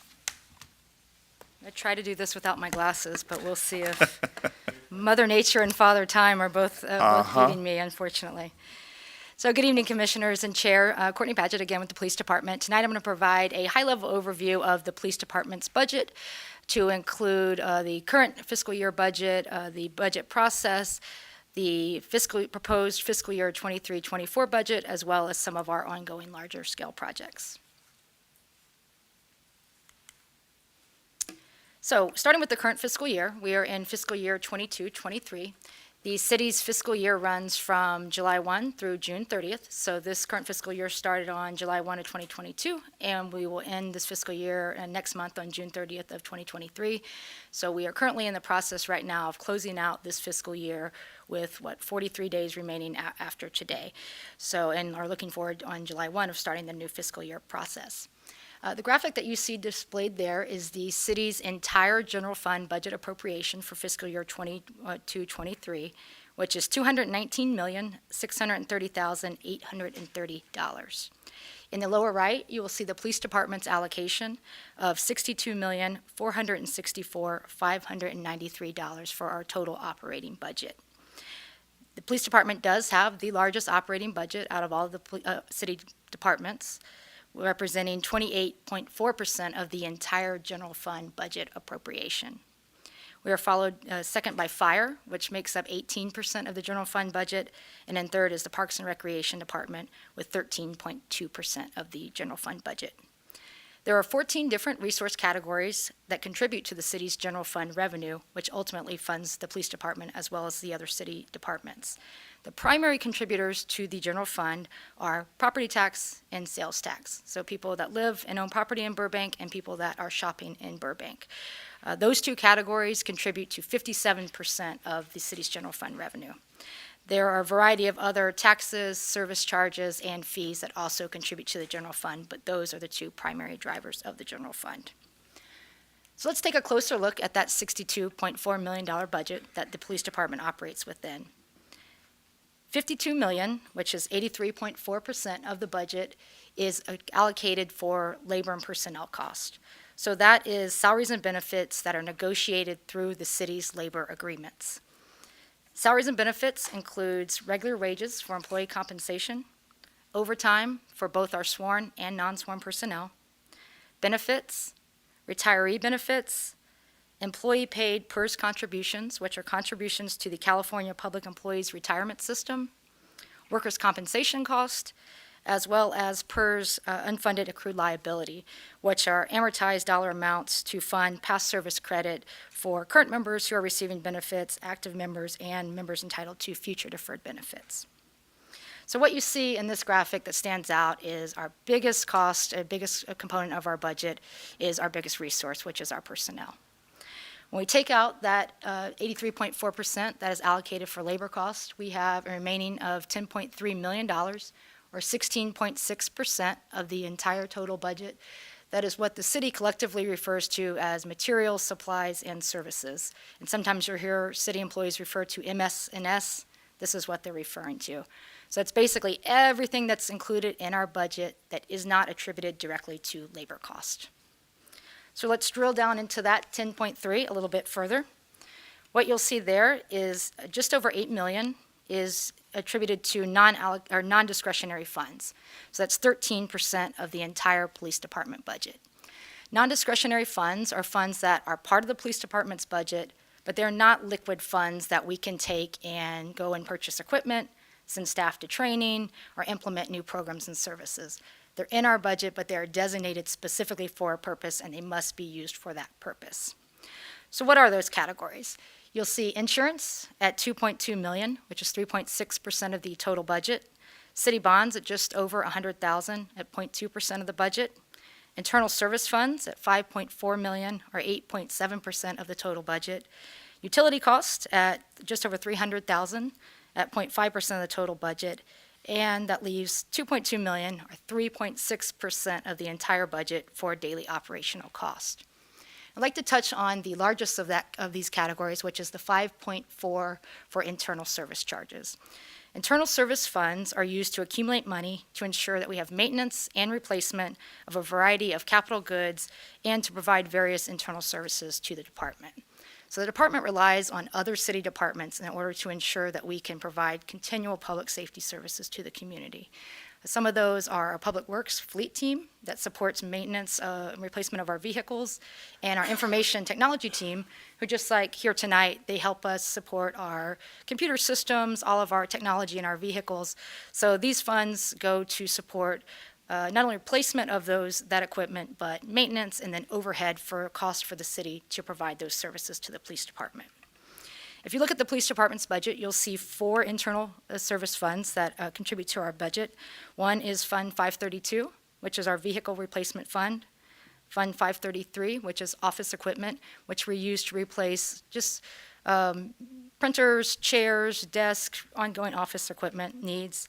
Fund 535, which is communications equipment, which applies to both our telephone service and our radios, as well as 537, which is our information technology fund. So again, that leaves $2.2 million, or 3.6% of the total budget that supports daily operational cost. So let's drill down into that $2.2 million. When you look at that, we have $1.4 million, which is 2.3% of the total budget, that is allocated for contractual obligations. The department currently has 59 different contracts and agreements that Ms. O gets the pleasure of reviewing and approving for us that are funded out of our budget for a variety of services, both internal and external.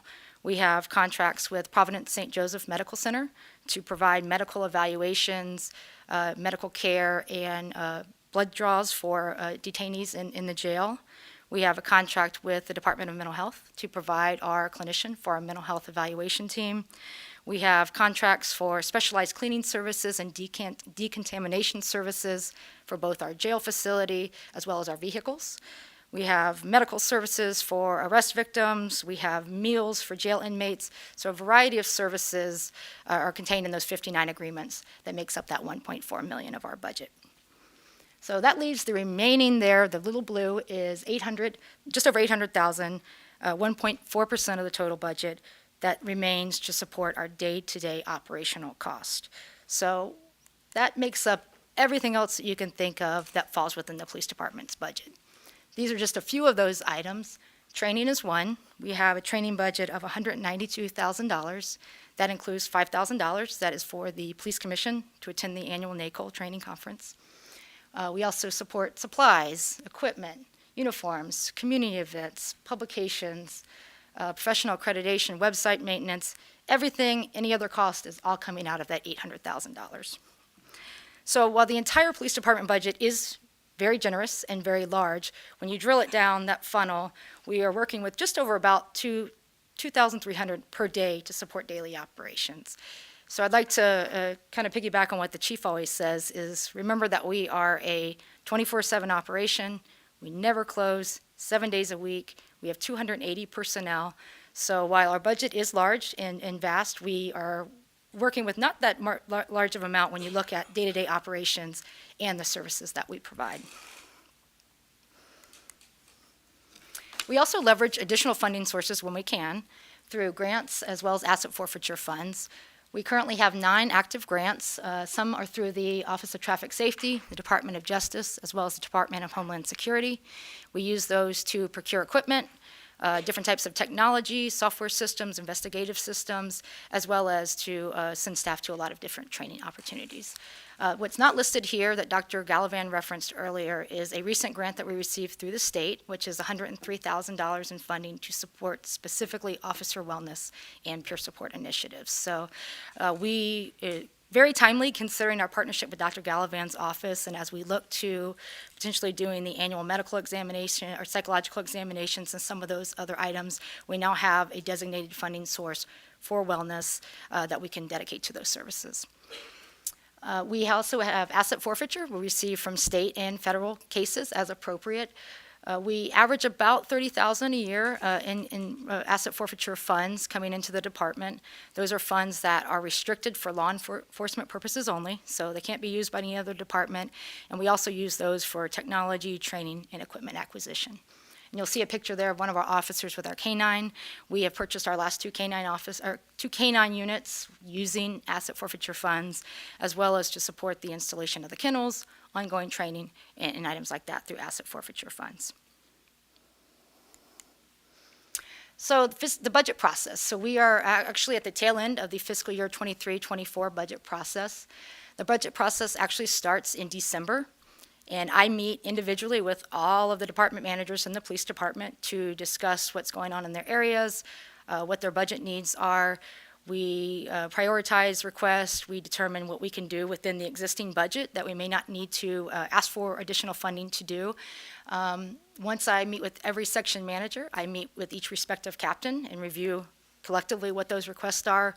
We vet out what we want to ultimately submit to the chief, and we prioritize all of those items. And then I sit with the chief. We go through all of the items, and we ultimately decide what it is that we want to submit to the city manager for consideration in the year's proposed budget. In January, all new requests are due to the city manager's office. So that includes new position requests or upgrades to positions, new materials, supplies, and services requests. So that is that other all-encompassing, anything else that we want falls into that category, as well as any new capital improvement project requests. In February, we submit all of the budget worksheets. So that's actually an individual line item of every single account that we have in the budget. We review that with finance and submit those worksheets, our revenue projection, as well as any fee schedule changes. In March, we submit the department narratives, which is just an overview of all of our sections of the department, what they consist of and what their primary objectives are, as well as our agreements and contracts listing. In March, the city manager holds a meeting with all of the department executives to discuss collectively all of the department's budget submissions. So they sit, they talk about what is going to be prioritized, everybody advocates for their departments and their programs, and through what I assume is a Game of Thrones type of situation, they figure out what's ultimately going to get through to the proposed budget.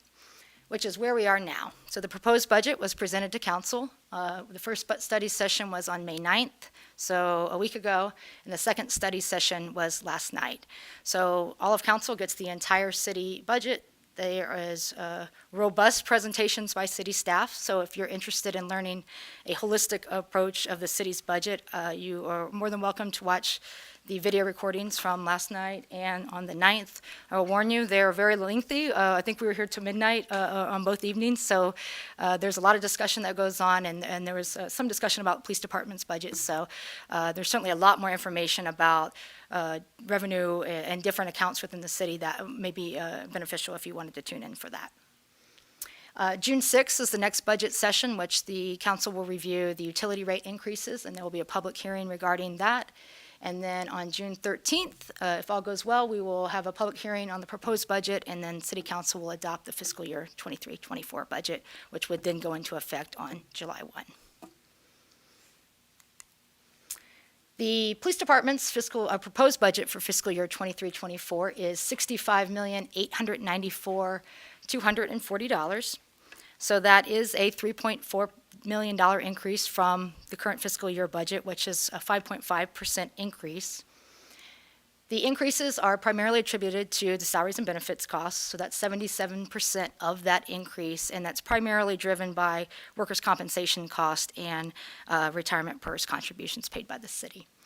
Internal service funds, which are those funds I spoke about earlier, the Public Works, computer infrastructure, those service funds have increased by 21%. Our utilities costs have increased by 1%, and then 1% of the increase is our actual operational cost, which is our new request, which we'll talk about on the next slide. So although the budget has gone up by $3.4 million and 5.5%, I think it's of note to point out that we still represent slight increase in the proportion of the overall city budget, but we went from 28.4% of the city budget to 28.7% of the city's overall budget. So slight increase. If you look at some of the other departments, they had a much larger increase as far as percentage. So we're pretty even there as far as where we are as part of the total budget. So what did we ask for in the new budget? We asked for 2 new positions, which are communication operator positions for our communications center. This will increase our communication officer staffing from 12 to 14 and overall staffing for that section to 19. So that includes the operators, 4 supervisors, as well as a communication center manager. This is a critical part of our operation. Very stressful job, very little relief in that section, and so we've recognized the need that we needed to allocate more resources there, and the city manager has been very supportive of that. That is a recurring cost, so that will impact our budget for each year moving forward. We also have one-time cost for recruitment initiatives, which is timely given Lieutenant Green's presentation. So what we hope to do with that $50,000 in recruitment initiatives is explore some of those options that he was discussing. Potentially bonuses for new hires, referral bonuses for internal staff, expanding our recruitment events, methods to engage with new recruits, basically anything and everything that we can try to throw against the wall to see what works. And I think our city manager has been supportive of, if we find something that works, to come back and look for more sustained funding, as we know recruitment is going to be our biggest challenge moving forward for probably the next 5 to 10 years. Both of these requests fall under the City Council goal of providing first-class quality services to the city of Burbank. We also have new requests that you won't see in the police department's proposed budget, but I wanted to point out because they are requests that we had, they just don't fall within the line items that you will see in the police department's budget. The first of those are technology requests that are going to fall under the 537 Internal Service Fund, which is the information technology. First one is $406,000, which will be to provide equipment upgrades associated with the implementation of our new public safety technology suite. So we are in the process of updating or replacing a extremely outdated public safety system, and that includes our computer-aided dispatch, which is our communication center dispatch system, our records system, as well as our jail management system. We've had it for, I think, 17 years, but the technology is actually over 20 years old. So we are in the process right now of entering into a contract with a new vendor to replace that entire technology system, which is really going to be probably one of the biggest projects that we've undertaken in the department in the last 10 years, 15 years, and it's really going to change the face of how we're able to do business and provide quality services to the community. So when we are updating 20-year-old technology to new times, we are discovering that some of our hardware is not going to be compatible with that.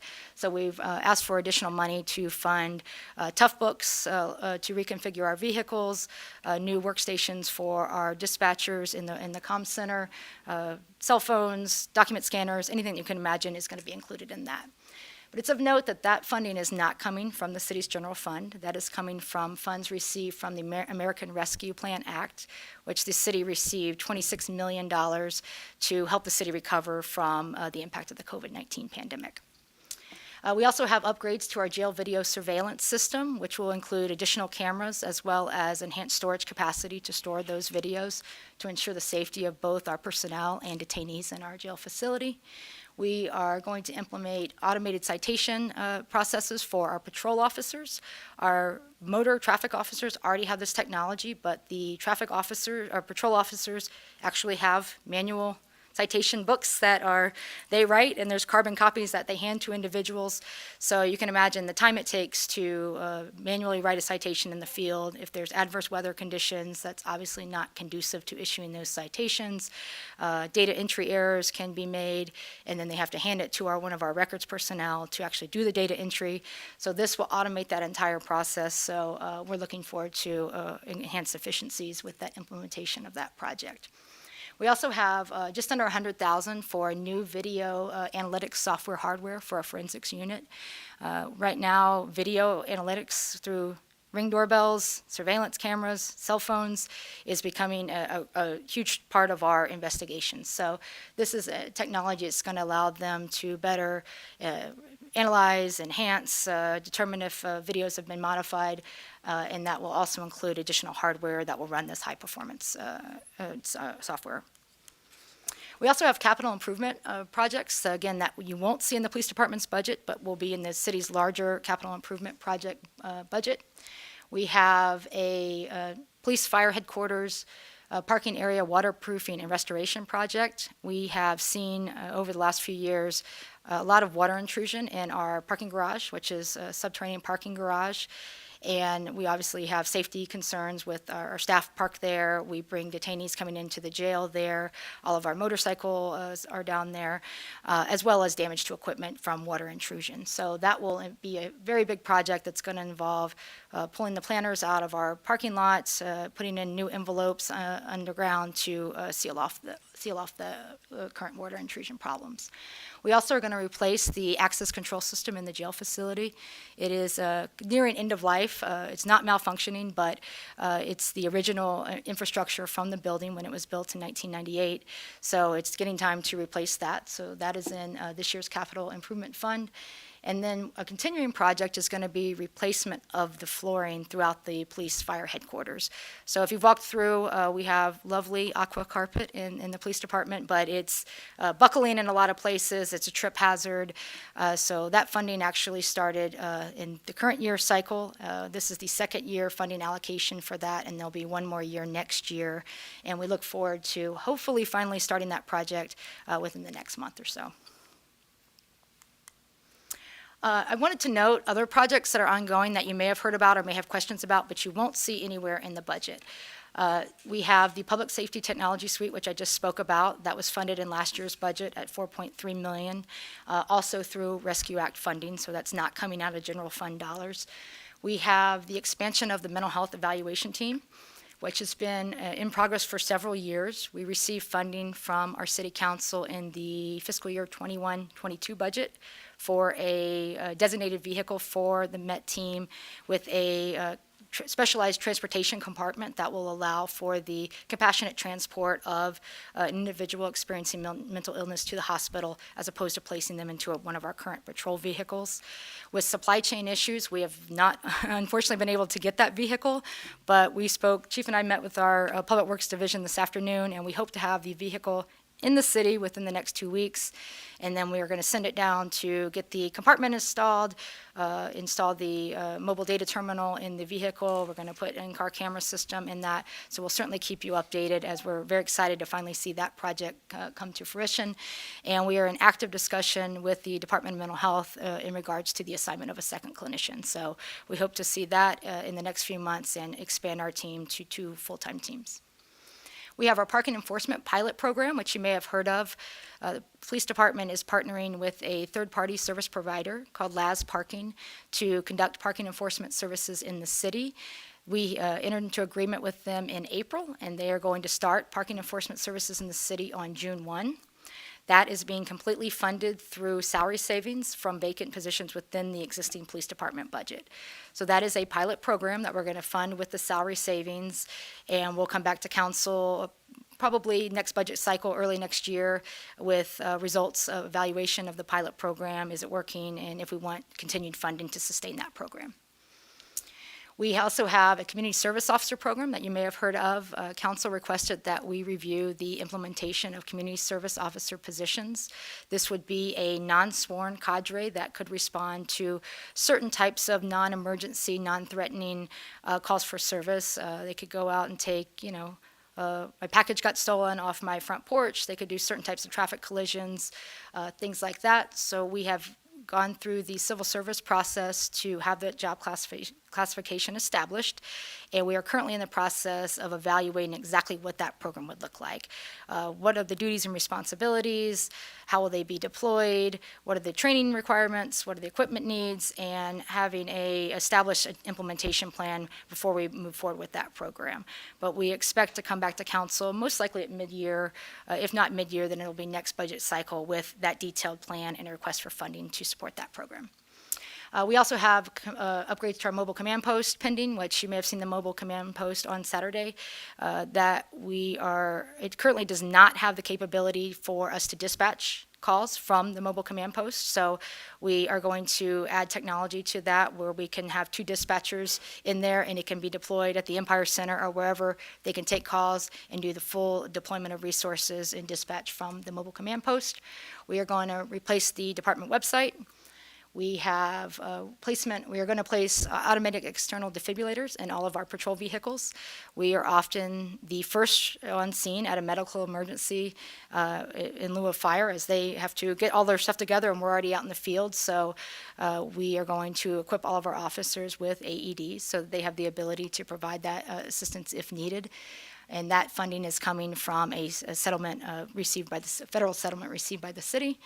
And we are also going to pilot a jail biometric wristband program. So this is a little biometric wristband, looks like a wristwatch that we can place on detainees in our jail that may be at risk. So they're coming in intoxicated, appears to be under the influence, that will allow us to monitor their vitals and respond even quicker if there were an issue.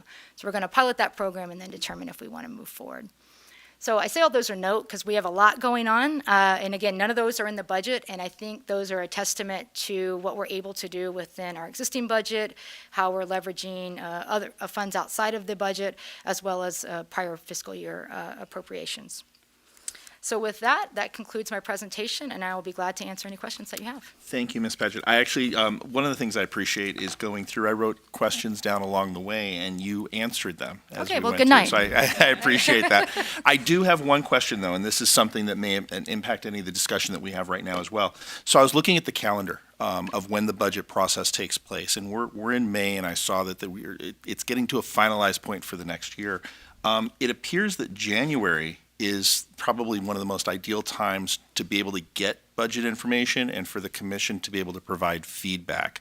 Is that correct? Yeah, that's correct. I mean, Chief and I actually discussed this a little bit today. I guess the short answer is the budget is all the time, right? So Right.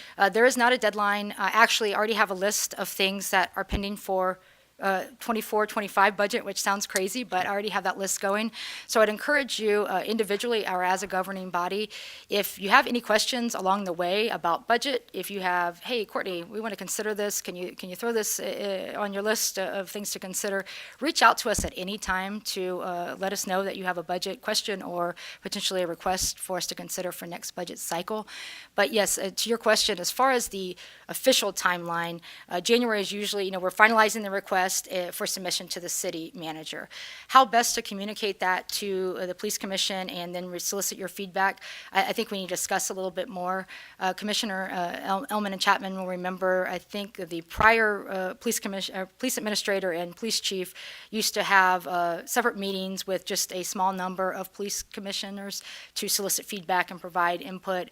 That may be a better forum at that point in the budget process as opposed to doing this, but we can certainly do this as well. So I think we can have that dialogue moving forward about the best opportunity to provide collective feedback into the budget, but you can provide budget input at any time during the process. So we could probably set up an ad hoc subcommittee at the time when it's appropriate. And in the meantime, if we have questions, they should probably go through Ms. Nakamura Yes. to the department. Yeah, Okay, absolutely. fantastic, fantastic. So with that, let me open it up. What questions do you all have? Hi. Mike, Hi. go ahead. Thank you for bringing excitement back to the budget. And there's nothing more exciting than budget.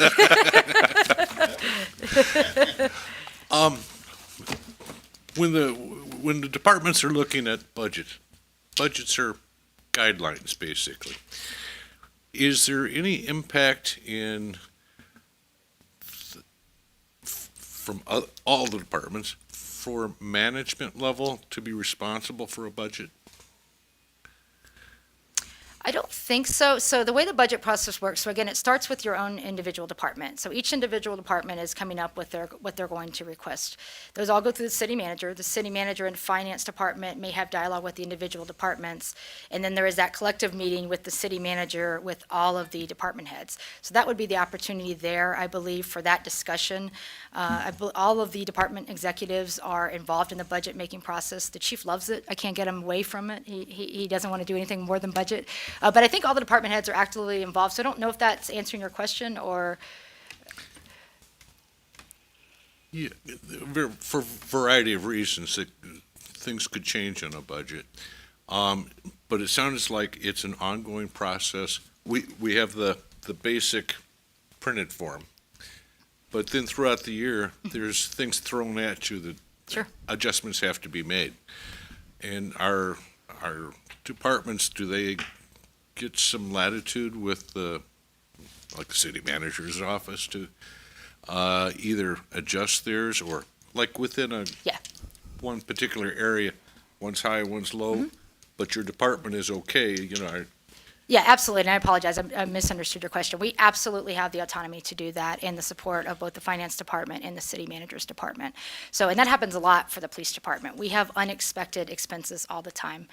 We had a murder investigation several years ago that required our officers to, very short notice, get on a plane and get to Texas or get to Nevada to conduct their investigations.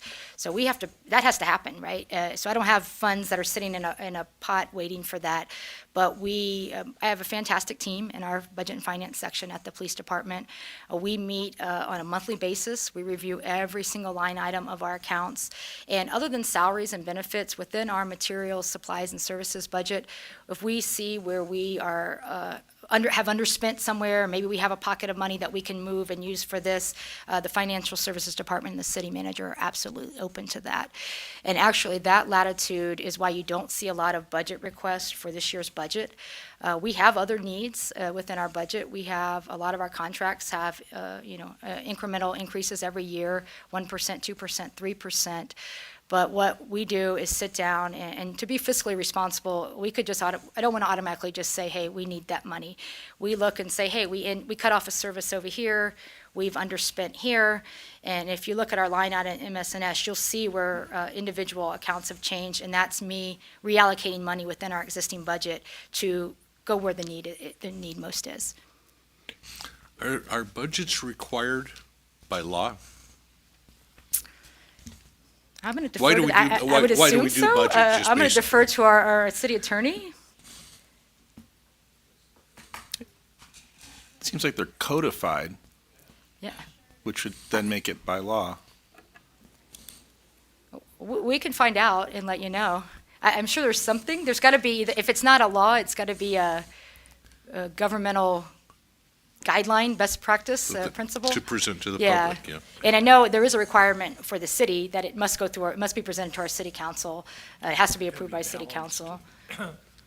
I believe there's regulations. I just can't cite the regulation for you.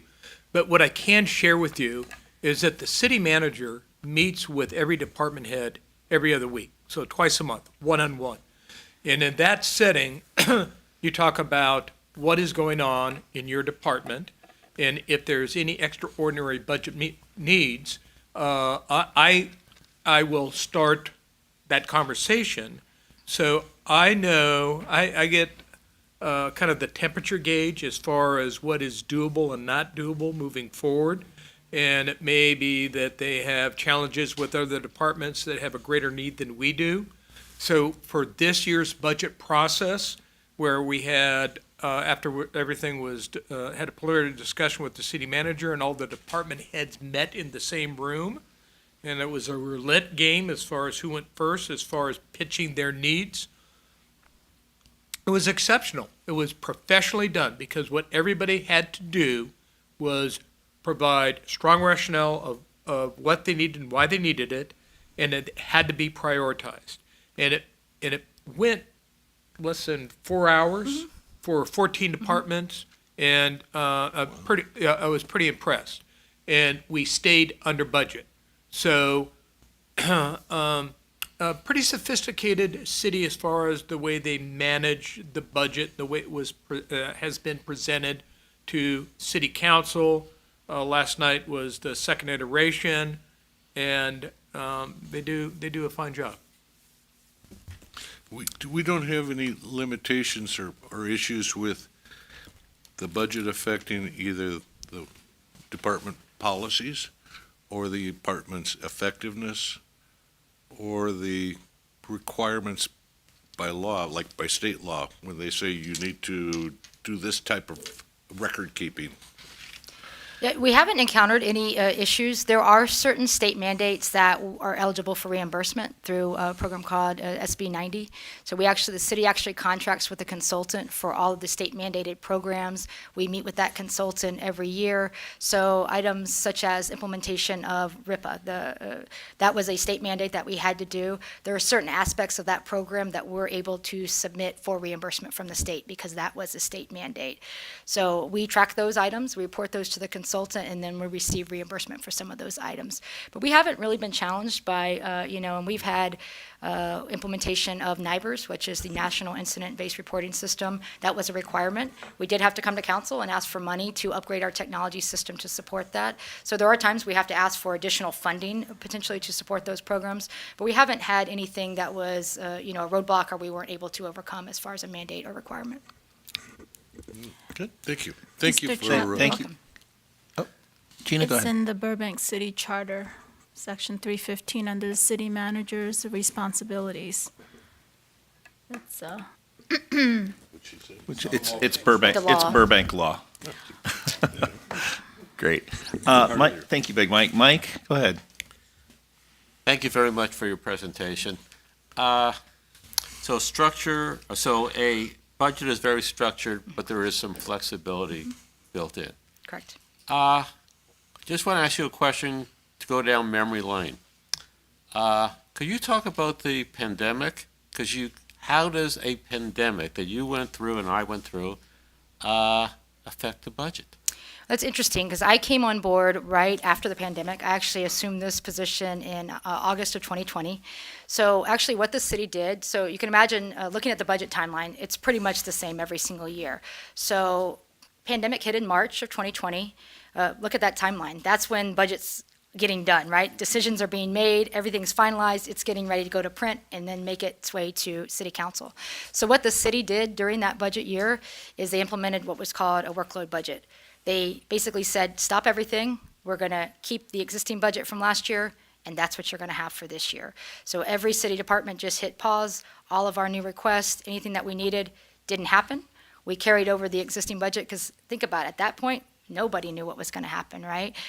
We knew that revenues were already taking a dive, and that was going to impact the city's ability to provide services.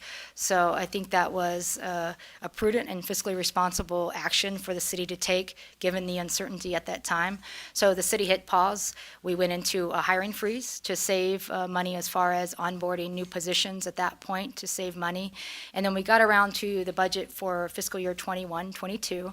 Each year, the city manager, he establishes the parameters for the budget. So that will tell us what we can and can't do, although we pretty much ask for what we think we need anyway. But he'll tell you no new positions. If you're going to ask for this, it needs to be revenue offset. There's guidelines that are given to the budget liaisons for each department to work within.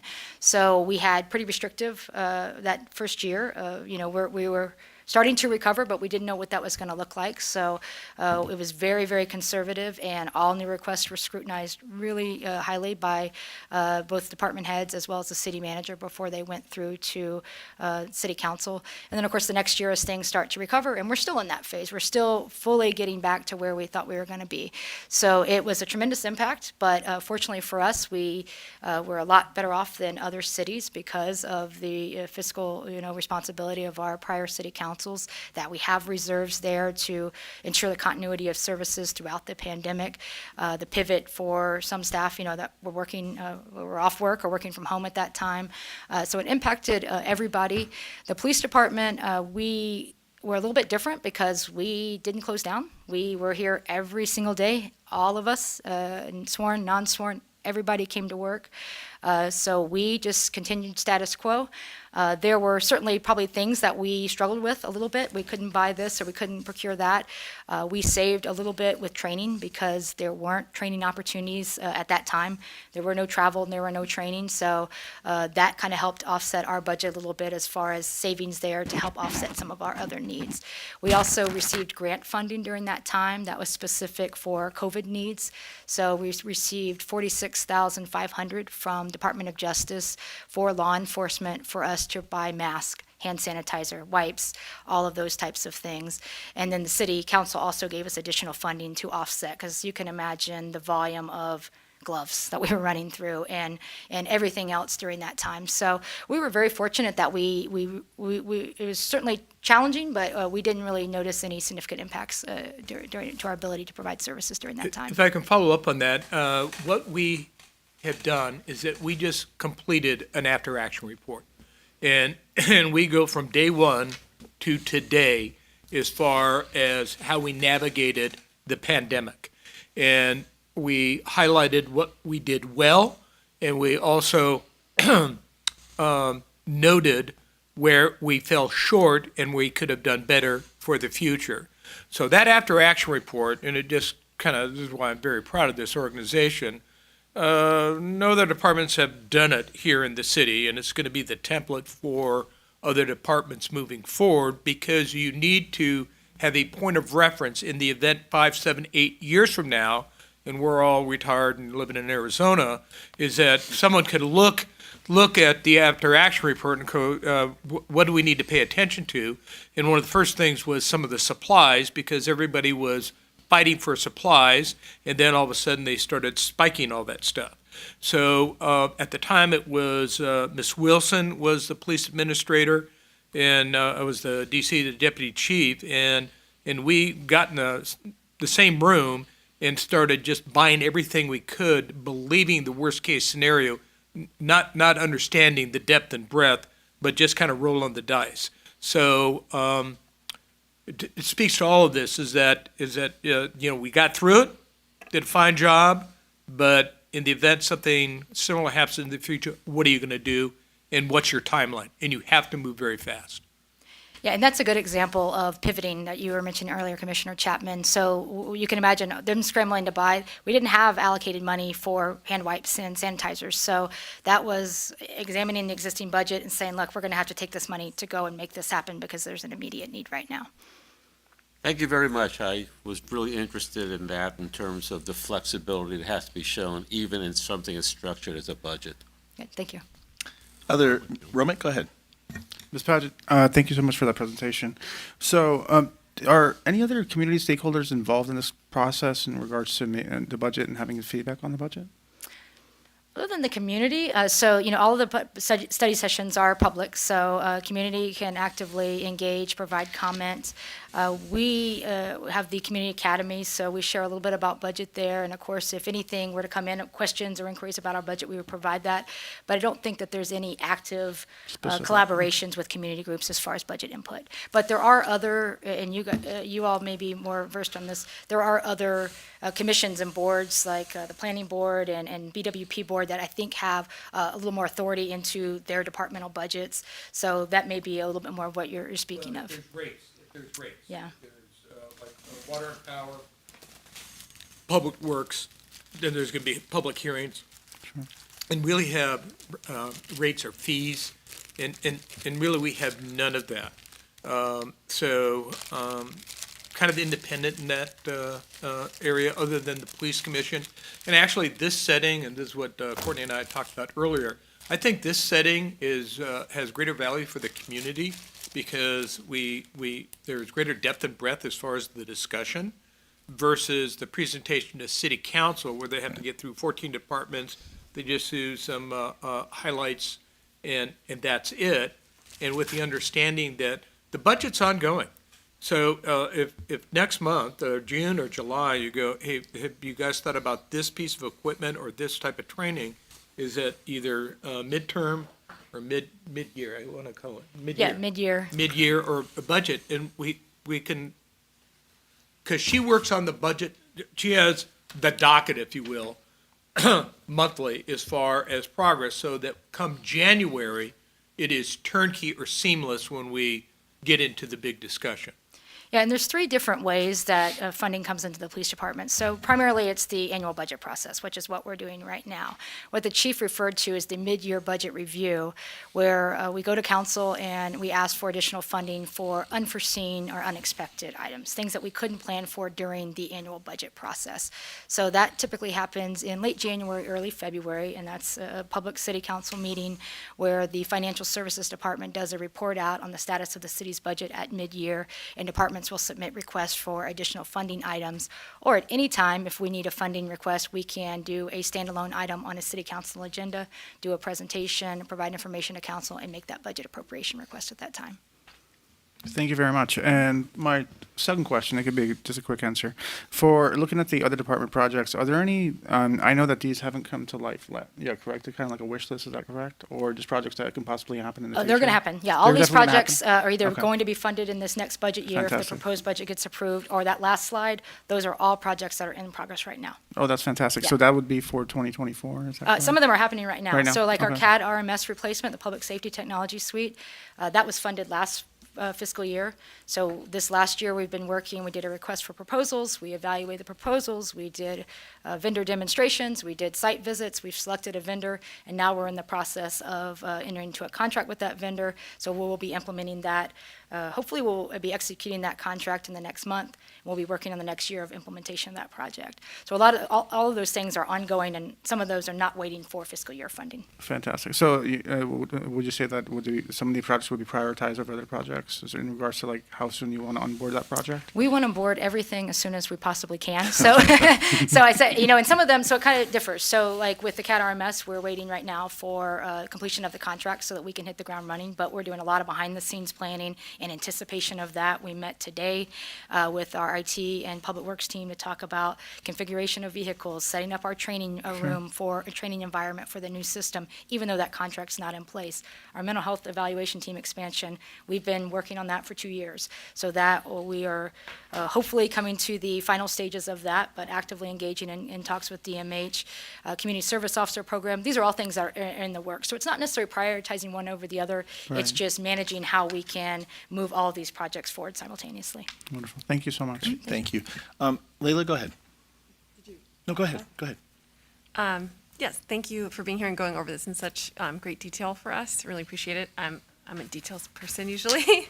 So yeah, I just wanted to say one, just recognizing, appreciating, that it seems like, if there's a challenge in one area, maybe like recruiting, that there are, a lot of different solutions and ideas that you all are trying to address that. One being, the concierge service or other service, advertising different places, things like that. And then on the other hand, maybe it sounds like this parking enforcement pilot program may also help with that, right? Alleviate some of the tasks, that officers are doing now with, and focusing more on the really core, types of service calls that really you need, that type of special training and qualifications, right?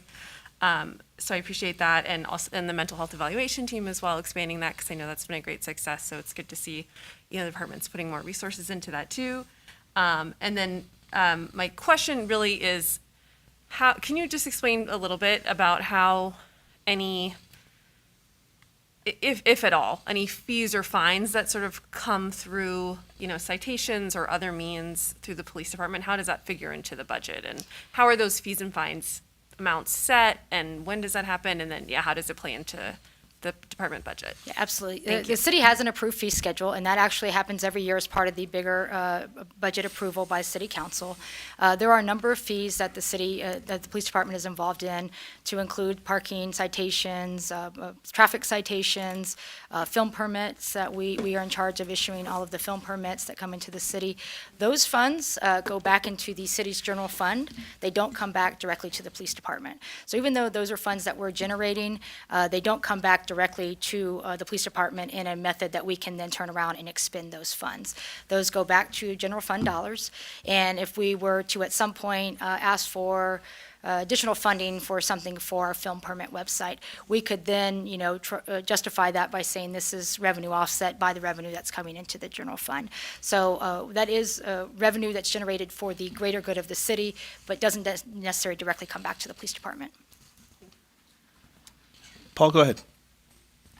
With that in mind, I was thinking that the automated citations have got to be a financial savings, good for efficiency. Yes, That will not become police department money, that'll go in the general fund? that goes back to the general fund, correct. So please understand why it goes back to the general fund.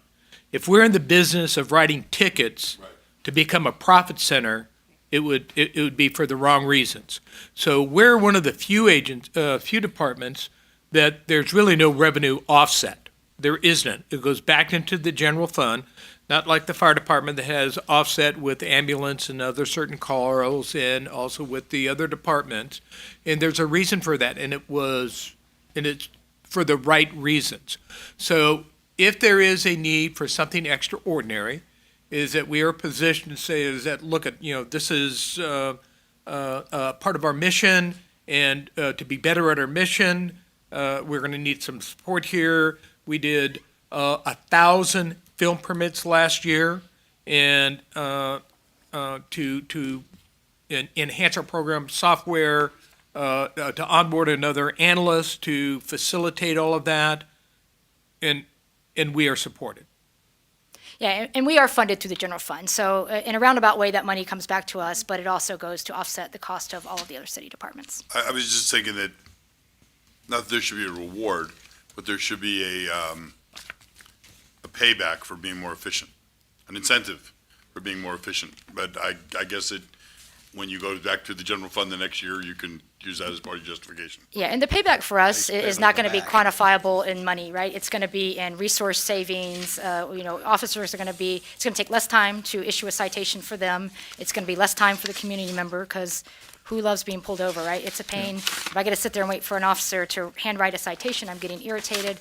So it's going to save resources there. It's going to make more efficiency on our process, as far as we're going to be able to scan a driver's license, and that's going to go into our data system. It's going to go electronically submitted to the court. We're going to save time. We're going to save an entire staff member right now that does the manual data entry. And imagine that, data entry errors. I can't read what Courtney wrote. Now she's off shift. I got to wait till she comes back in 3 days. So all of those things. So there's benefits there that are just not quantifiable as far as direct money into the police department budget. Thank you for that. So I have a couple of recommendations for the commission related to this, and specifically related to the budget. The first is, and these are things to flag for our annual calendar, but they're specifically related to budget. And the first one is, I'm going to recommend that we flag for our annual calendar consideration of an ad hoc subcommittee to look at the budget sometime around October. So that'll give time for the second piece, which I would recommend, I'd like to, and we'll go through one at a time. Second piece, I'd like to recommend that we flag a review of the budget on our annual calendar for January, given the timing here and how we may be able to provide some feedback and kind of go through that process. Because the way we do it right now, it's a little rushed because the city council is going through their process right now. So the first recommendation I have, again, is that we flag a ad hoc committee to focus on a budget review with the department, with department personnel, for presumably, we flag it for discussion and agenda, we flag it for agendizing for October so we can establish the ad hoc subcommittee. Does that make sense? So do we have any opposition or abstentions from that? I'll just move through it pretty quickly. Sounds like you're actually planning ahead, which is Trying to. So I'm going to take that we've by consensus, we're agreeing on that one. The second one is asking if we can flag for our calendar for January a discussion of the budget, which presumably either will have a presentation from the department or we can have a presentation from the ad hoc committee, either or, but we can deal with that when the time comes. But just flagging it right now to put on the, to administratively put on the agenda. Again, we're using the I want to emphasize, we're using the calendar to give us kind of a roadmap of where we want to go. So we're not actually putting it on the agenda, we're just putting it on the calendar for proposed agenda. Does that make sense? So the second one is for budget discussion, proposed budget discussion in January.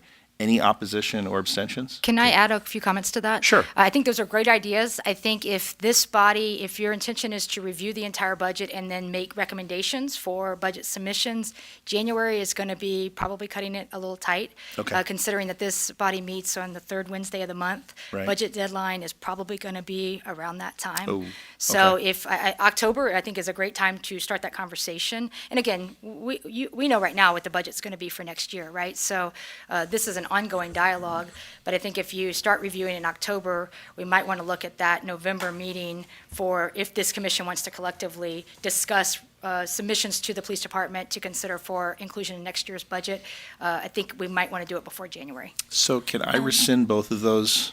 Yes, you can. Okay. But please keep in mind also, historically, you are dark in November. Right, December. I thought also November for Thanksgiving. No, we've been gone. We like getting together. Dark. Okay, then I might not be here. Okay. It doesn't matter. So I'm rescinding those, and again, I'm going to suggest that we put on the calendar for consideration the creation of an ad hoc committee in September. And so any opposition or abstention for that? Okay, and then the second one is that we put on the calendar for November a budget discussion. Any opposition or abstention? Fantastic. Perfect. We're good. We've got them both by consensus, so thank you. Thank you. Any other questions, comments, discussion? Let them go. All right, Ms. Thank Paget, you. thank you so Thank you. much. So we have now item number 4, announcements by the police chief, brief announcements regarding upcoming events and/or items of note related to the police department. Yes, and I will be very brief. Good evening again, and actually, we're getting close to the 3-hour mark. I just want to make a comment. You can understand why we selected Dr. Gallivan and her staff. And we did a deep dive looking at psychologists to make sure we got the right fit for this organization. So impressed with her and her staff. I thought Lieutenant Green did an outstanding job. So that's behind the scenes as far as a recruitment plan, recruitment strategy, and it's continually evolving. Speaks to the organization as far as forward thinking, and our police administrator does a fine job with the budget. And she pays attention to detail, and she also hounds me about the budget because there's a tight timeline, and if we're not diligent with the timeline, and when I say we, if she's not, then there's a pain penalty associated with that. So high marks to our staff. The report out is that this is somewhat of a solemn week. This is National Police Week. And May 15th is the National Police Day. Typically, you would have the President or the Vice President of the United States. This year, they had the Attorney General that spoke in D.C. at the memorial. I've been to the memorial, and it's pretty sobering or solemn, very emotional if you have any friends or acquaintances that have been recognized at the memorial. This is the 20th anniversary of Matthew Pavelka's death. So our department, we had 9 folks, 9 officers, 6 active, 3 retired, that participated in the Unity Tour. So that's a 250-mile bike ride. And their piece of the bike ride went through 5 different states, over 250 miles. There was over 2,500 officer family members that participated in the event. And it was a big deal for our folks. So if you saw the Daily Bulletin today, Sherry put out the photo of the 9 folks that participated in that. So again, very proud of our folks. Last night at City Council did the proclamation for a National Police Week. So what we tried to do is something different. I wanted to introduce our newest officer, and that was Officer George Couillard. And as Derek Green talked about, he was an explorer, a cadet, also graduated from college, or very close to graduating from college, and went into the academy. So, and then our most senior Burbank officer, not the most senior officer, but the most senior Burbank officer, is Captain J.J. Puglisi, and he's out of state picking up his son who's at college. So as far as report out, as far as the health and well-being of our department, we're in a really good spot right now. So I thank you for your support, but I really want to recognize our staff as far as how they present and how conversant they are with the organization and the law enforcement mission. So that's all I have. Thank you, Chief. So we're moving on to item H, introduction of agenda items for future meetings. So I want to open that up right now. I would like to actually go ahead and start by making I'd like to recommend that we add to the agenda for next month. There's a couple of items on here that we'll take a look at, but I'd like to add a brief discussion on NACOL and participation in the NACOL conference on an annual basis, if we could put that on the agenda for discussion. So do we have any questions about that? Or actually, so I'm motioning it. Do we need a second? It's the conference is in November. An email just came out. I'd like us to take that on in June if we could. So I need a second to put that on the agenda. Paul's got it second. We'll just go through. Jeannie, you have a question? Yes, is the NACO item also to decide who will attend this year? It'll be both our participation and who will attend, if we could. So we've got a second. So all in favor of adding that to the agenda? Any opposition? Okay, so that will pass with Mr. Chapman out of the room. That will pass unanimously. Then let's go ahead and take a look. I'll open it up so you all can jump in on this party, and we can take a look at the items that are currently agendized. Let me see. The items that are agendized for the April meeting. Sherry, I'm looking at from the April meeting. Thank you. So there's a number of items there. We do have to agendize things and go through a formal process to do that. So I'm going to open it up to the Commission for other agenda items for June. Romick? Doesn't necessarily have to be for June, but possibly an update on AB 2147, the jaywalking ordinance, to see how that's affecting, since it's been implemented, how that's affecting the PD, and doesn't have to be immediate. I don't know how much time, Chief, you would need to collect data around that, but would love to get an update. So there's a motion to get an update on AB 2147 for the month of June or for a future month? It doesn't have to be for the month of June. I think that since it's only been, barely 6 months since the ordinance has been taking place, so possibly in 2 commission meetings from now. Okay, so we'll August. kind of put that on the dashboard of future Dashboard. agenda items? Yeah. Okay, so there's a motion to have a future discussion on AB 2147 without a specific date. Do we have a second? Oh, just an updated report. Or an on how updated report yeah, on 2147 yeah. without a specific date. Do we have a second on that? Second by Paul. All in favor? 1, 2, 3, 4, 5. Okay, that'll pass by 5 members. You're abstaining? Okay, great. Okay. Other agenda items. Leila. I would like to add an item where we can review and potentially kind of vote to adopt the data request process that the subcommittee's been working on. So a report. ad hoc. So a report out of the ad hoc committee Yes. and a discussion on the ad hoc committee's recommendations. I guess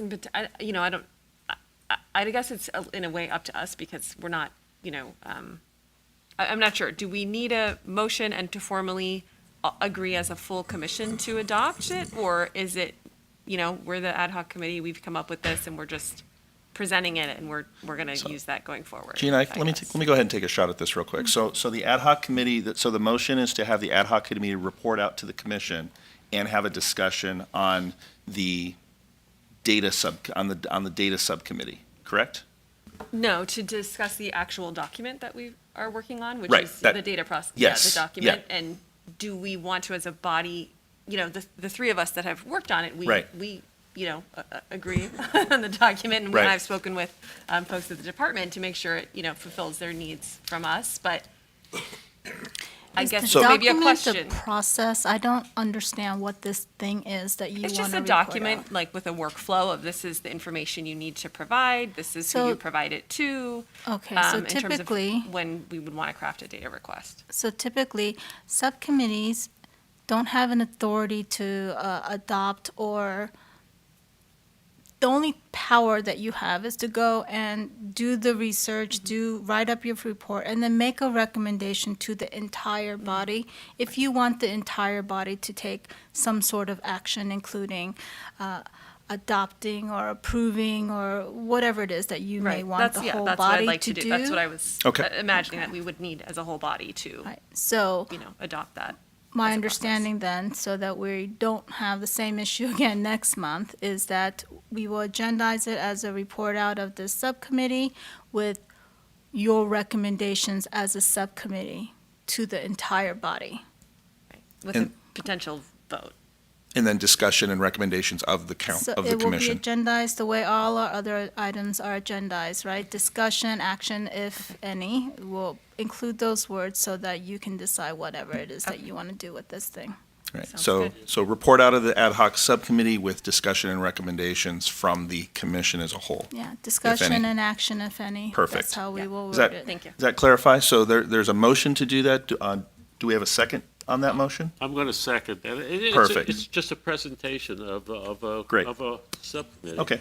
It's a report. Well, Okay. Mr. Elman, I believe the intent is that Commissioner Feruzin wants this body to take some sort of an action on whatever it is that they're reporting out on. So again, we will word it so that if you do, as a body, decide that you want to take some sort of action, you will be able to do that.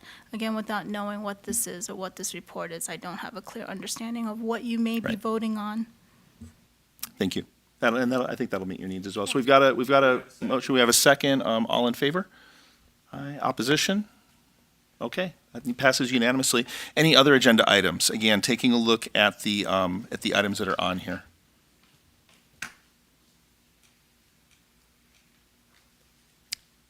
No other recommendations? So just to be clear, that we are not items agendized from the April meeting. This is, do we already have the SB 357 agendized for June? I just want to make sure that we're clear. That's already agendized for June, correct? Okay, and then already agendized for June is the year-end review. That's the dashboard. So we would need a motion and a second to agendize the year-end review in June. Okay, so we need a second. Mike seconds, all in favor? Any opposition? Okay. Mike Elman. All right, so that takes care of that. Are there any other, let's see, we have two items that were previously agendized, but they're pending. Let me make sure I understand this right. These are not, these are agenda items that we haven't given a date to, or these are proposed? We just haven't put it on the agenda yet. Okay. Do either of those move anybody to want to? So they are the pending agenda. They're pending agenda items, but they're not calendared. Is BPD in the city's 2035 general plan and data collection and crime analysis process. But I think that's yours. The data collection and crime analysis process is the data piece. I think, Okay. yeah, I think the work of the ad hoc Perfect. committee kind of. And Chair Coombs, we are not even close to being ready for 2035. Okay. I thought the city would be moving along a little faster, so Okay. we'll need some time. Okay. Okay, thank Okay. you. All right. Any other agenda items? All right. With that, our next meeting date is going to be June 21st, 2023 at 6 p.m. right here. And with that, I adjourn this meeting. Thank you, everybody.